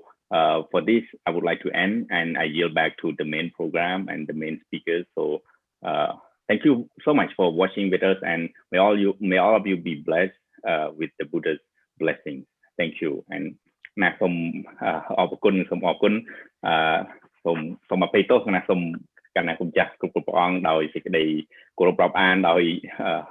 ពញាពេលវេលាយឺតបន្តិចណាសូមអភ័យទោសដោយសេចក្តីអនុគ្រោះទានហើយសូមបកគោលកម្មវិធីនេះបន្តដើម្បីបញ្ចប់កម្មវិធីជូនចំពោះព្រះរាជគុណព្រះអង្គអគ្គលេខាធិការរងននសិរិទ្ធបន្តកម្មវិធីដើម្បីបញ្ចប់នៅកម្មវិធីផ្សព្វផ្សាយក្នុងបណ្ដាញសង្គមនេះណាសូមអរគុណទានណាសូមថ្លែងគុំណាសូមអរគុណគុណចាស់ថេតគុណោសូមអរគុណព្រះមនីកោសលបណ្ឌិតយ៉នសេងយេតហើយក៏សូមអរគុណលោកញោមប្រតិចាណាឧបេសានណាដែលបានសហការក្នុងការសន្ទនាជជែកជាភាសាអង់គ្លេសដើម្បីចែករំលែកពីអ្វីដែលខ្មែរយើងកំពុងប្ររពធ្វើដោយដែលប្រគុណចាស់បានលើកឡើងខាងដើមថាឃើញcomment របស់លោកប្រធានាធិបតីនិងភរិយាគាត់លោកโจ Biden ហ្នឹងគាត់បានអបអរសាទរចំពោះប្រជាជាតិអាស៊ាននៅអាស៊ីហ្នឹងដែលប្ររពបែបខ្មែរយើងមានសង្ក្រាន្តគឺគេដាក់មានសង្ក្រាន្តហើយមានវិសាខបូជាជាតិសាសន៍ផ្សេងហ្នឹងគាត់អបអរសាទរចូលរួមណាត្រេកអររីករាយណាជាមោទនភាពរបស់ជាជាតិមួយដែលរស់នៅលើទឹកដីសហរដ្ឋអាមេរិកនឹងផងដែរណាមុននឹងបញ្ចប់នៅកម្មវិធីនេះខ្ញុំកណាសូមសង្ខេបនៅប្រធានវរៈដែលយើងបានផ្សាយថ្ងៃនេះមកហ្នឹងគឺវរៈថ្ងៃនេះគឺយើងបានផ្សាយពី ការប្រកាសហេតុប្រកាសសមាសភាពសូត្រគោរពទង់ជាតិនិងទង់ពុទ្ធសាសនាការនមស្ការសង្ខេបការអបអរសាទរសារអបអរសាទរបន់ចូលឆ្នាំខ្មែរប្រវត្តិចូលឆ្នាំខ្មែរដោយសង្ខេបអត្តន័យចូលសង្ក្រាន្តឆ្នាំថ្មីនិងពិធីកម្មអត្តន័យទេពធីតាទាំង7អង្គនិងប្រវត្តិពូនភ្នំខ្សាច់និងអានិសង្សភ្នំខ្សាច់ព្រមទាំងការជជែកជាភាសាអង់គ្លេសនៅក្នុងថ្ងៃនេះគឺមាន11វរកម្មវិធីដោយឡែកនៅថ្ងៃស្អែកពុទ្ធកសមាគមសង្ឃខ្មែរសហរដ្ឋអាមេរិកនឹងបន្តការផ្សាយដើម្បីអបអរសាទរពិធីបុណ្យចូលឆ្នាំប្រពៃណីជាតិខ្មែរនៅថ្ងៃទី2គឺវរៈវណ្ណបតថ្ងៃប្រហ័ស4កើតខែពិសាខឆ្នាំឆ្លូវត្រីស័កពុទ្ធសករាជ2564ត្រូវនឹងថ្ងៃទី15ខែមេសាឆ្នាំ2021កម្មវិធីដែលត្រូវផ្សាយហ្នឹងគឺទី1គឺប្រកាសហេតុទី2ប្រកាសសមាសភាពទី3សូត្រគោរពទង់ជាតិនិងទង់ពុទ្ធសាសនាទី4នមស្ការសង្ខេបទី5ការបរិយាយពីអត្តន័យវរៈវណ្ណបតនិងពិធីកម្មទី6ការបរិយាយពីអត្តន័យព្រះកេសាកបិលមហាព្រហ្មហើយនឹងទី7គឺអត្តន័យសេរី3ប្រការហើយនឹងទី8គឺការសន្ទនាជាភាសាអង់គ្លេសបន្តទៅទៀតហើយទី9អត្តន័យនៃល្បែងប្រជាប្រិយហើយនឹងទី10ផ្សាយមេត្តានិងបិទកម្មវិធីការប្រកេននិងជម្រាបជូនដំណឹងនេះគឺទុកជាការជូនចំពោះកណ្ណាគ្រប់អង្គញាតិញោមពុទ្ធបរិស័ទដើម្បីបានដឹងថាកម្មវិធីនឹងផ្សាយបន្តថ្ងៃស្អែកមួយថ្ងៃទៀតហើយនឹងថ្ងៃខាងស្អែកមួយថ្ងៃទៀតណាអញ្ចឹងថ្ងៃនេះកម្មវិធីយើងបានទទួលនៅចំណេះដឹងយ៉ាងច្រើនពីប្រគុណម្ចាស់ជាធម្មវេក្មិនទាំងភាសាជាតិនិងភាសាអន្តរជាតិណាដែលបានលើកឡើងនៅក្នុងការប្រារព្ធពិធីបុណ្យចូលឆ្នាំប្រពៃណីជាតិខ្មែរយើងដើម្បីជាប្រយោជន៍ដល់ប្រជាជនចំនួនក្រោយទាំងនៅក្នុងនិងក្រៅប្រទេសឲ្យបានចេះដឹងនៅក្នុងការប្រារព្ធពិធីបុណ្យចូលឆ្នាំប្រពៃណីជាតិខ្មែរណាហើយជាចុងក្រោយនេះខ្ញុំប្រកាសណាសូមតំណាងឲ្យកម្មវិធីសូមលើកបុណ្យកុសលប្រគេនប្រកាសណាគ្រប់ព្រះអង្គប្រធារានធរៈគ្រប់ព្រះអង្គនិងជូនញាតិញោមពុទ្ធបរិស័ទគ្រប់រូបទាំងអស់សូមសំប្រកបជួបប្រទះតែនឹងសេចក្តីសុខសេចក្តីចម្រើនមុននឹងបញ្ចប់កម្មវិធីក៏សូមរតនានុមន្តប្រកាសណាគ្រប់ព្រះអង្គញាតិញោមគ្រប់រូបដើម្បីផ្សាយមេត្តាចិត្តណាទុក្ខបតាចនេទុក្ខាភយាបតាចនេភយាសោកាបតាចនេសោកាហោ នេសោកាហន្ បា ទសព្វេ សត្វទាំងឡាយទាំងពួងដែលកំពុងដល់ហើយនៅសេចក្តីទុក្ខសូមឲ្យជាសត្វបានសេចក្តីទុក្ខទៅដែលកំពុងដល់ហើយនៅភ័យសូមឲ្យជាសត្វបានភ័យទៅដែលកំពុងដល់ហើយនៅសេចក្តីសោកសូមឲ្យជាសត្វបានសេចក្តីសោកទៅសូមអនុមោទនាចឹងកម្មវិធីផ្សាយថ្ងៃទី1នៃថ្ងៃមហាសង្ក្រាន្តនៅក្នុងថ្ងៃនេះក៏សមគួរដល់កាលវេលានឹងបញ្ចប់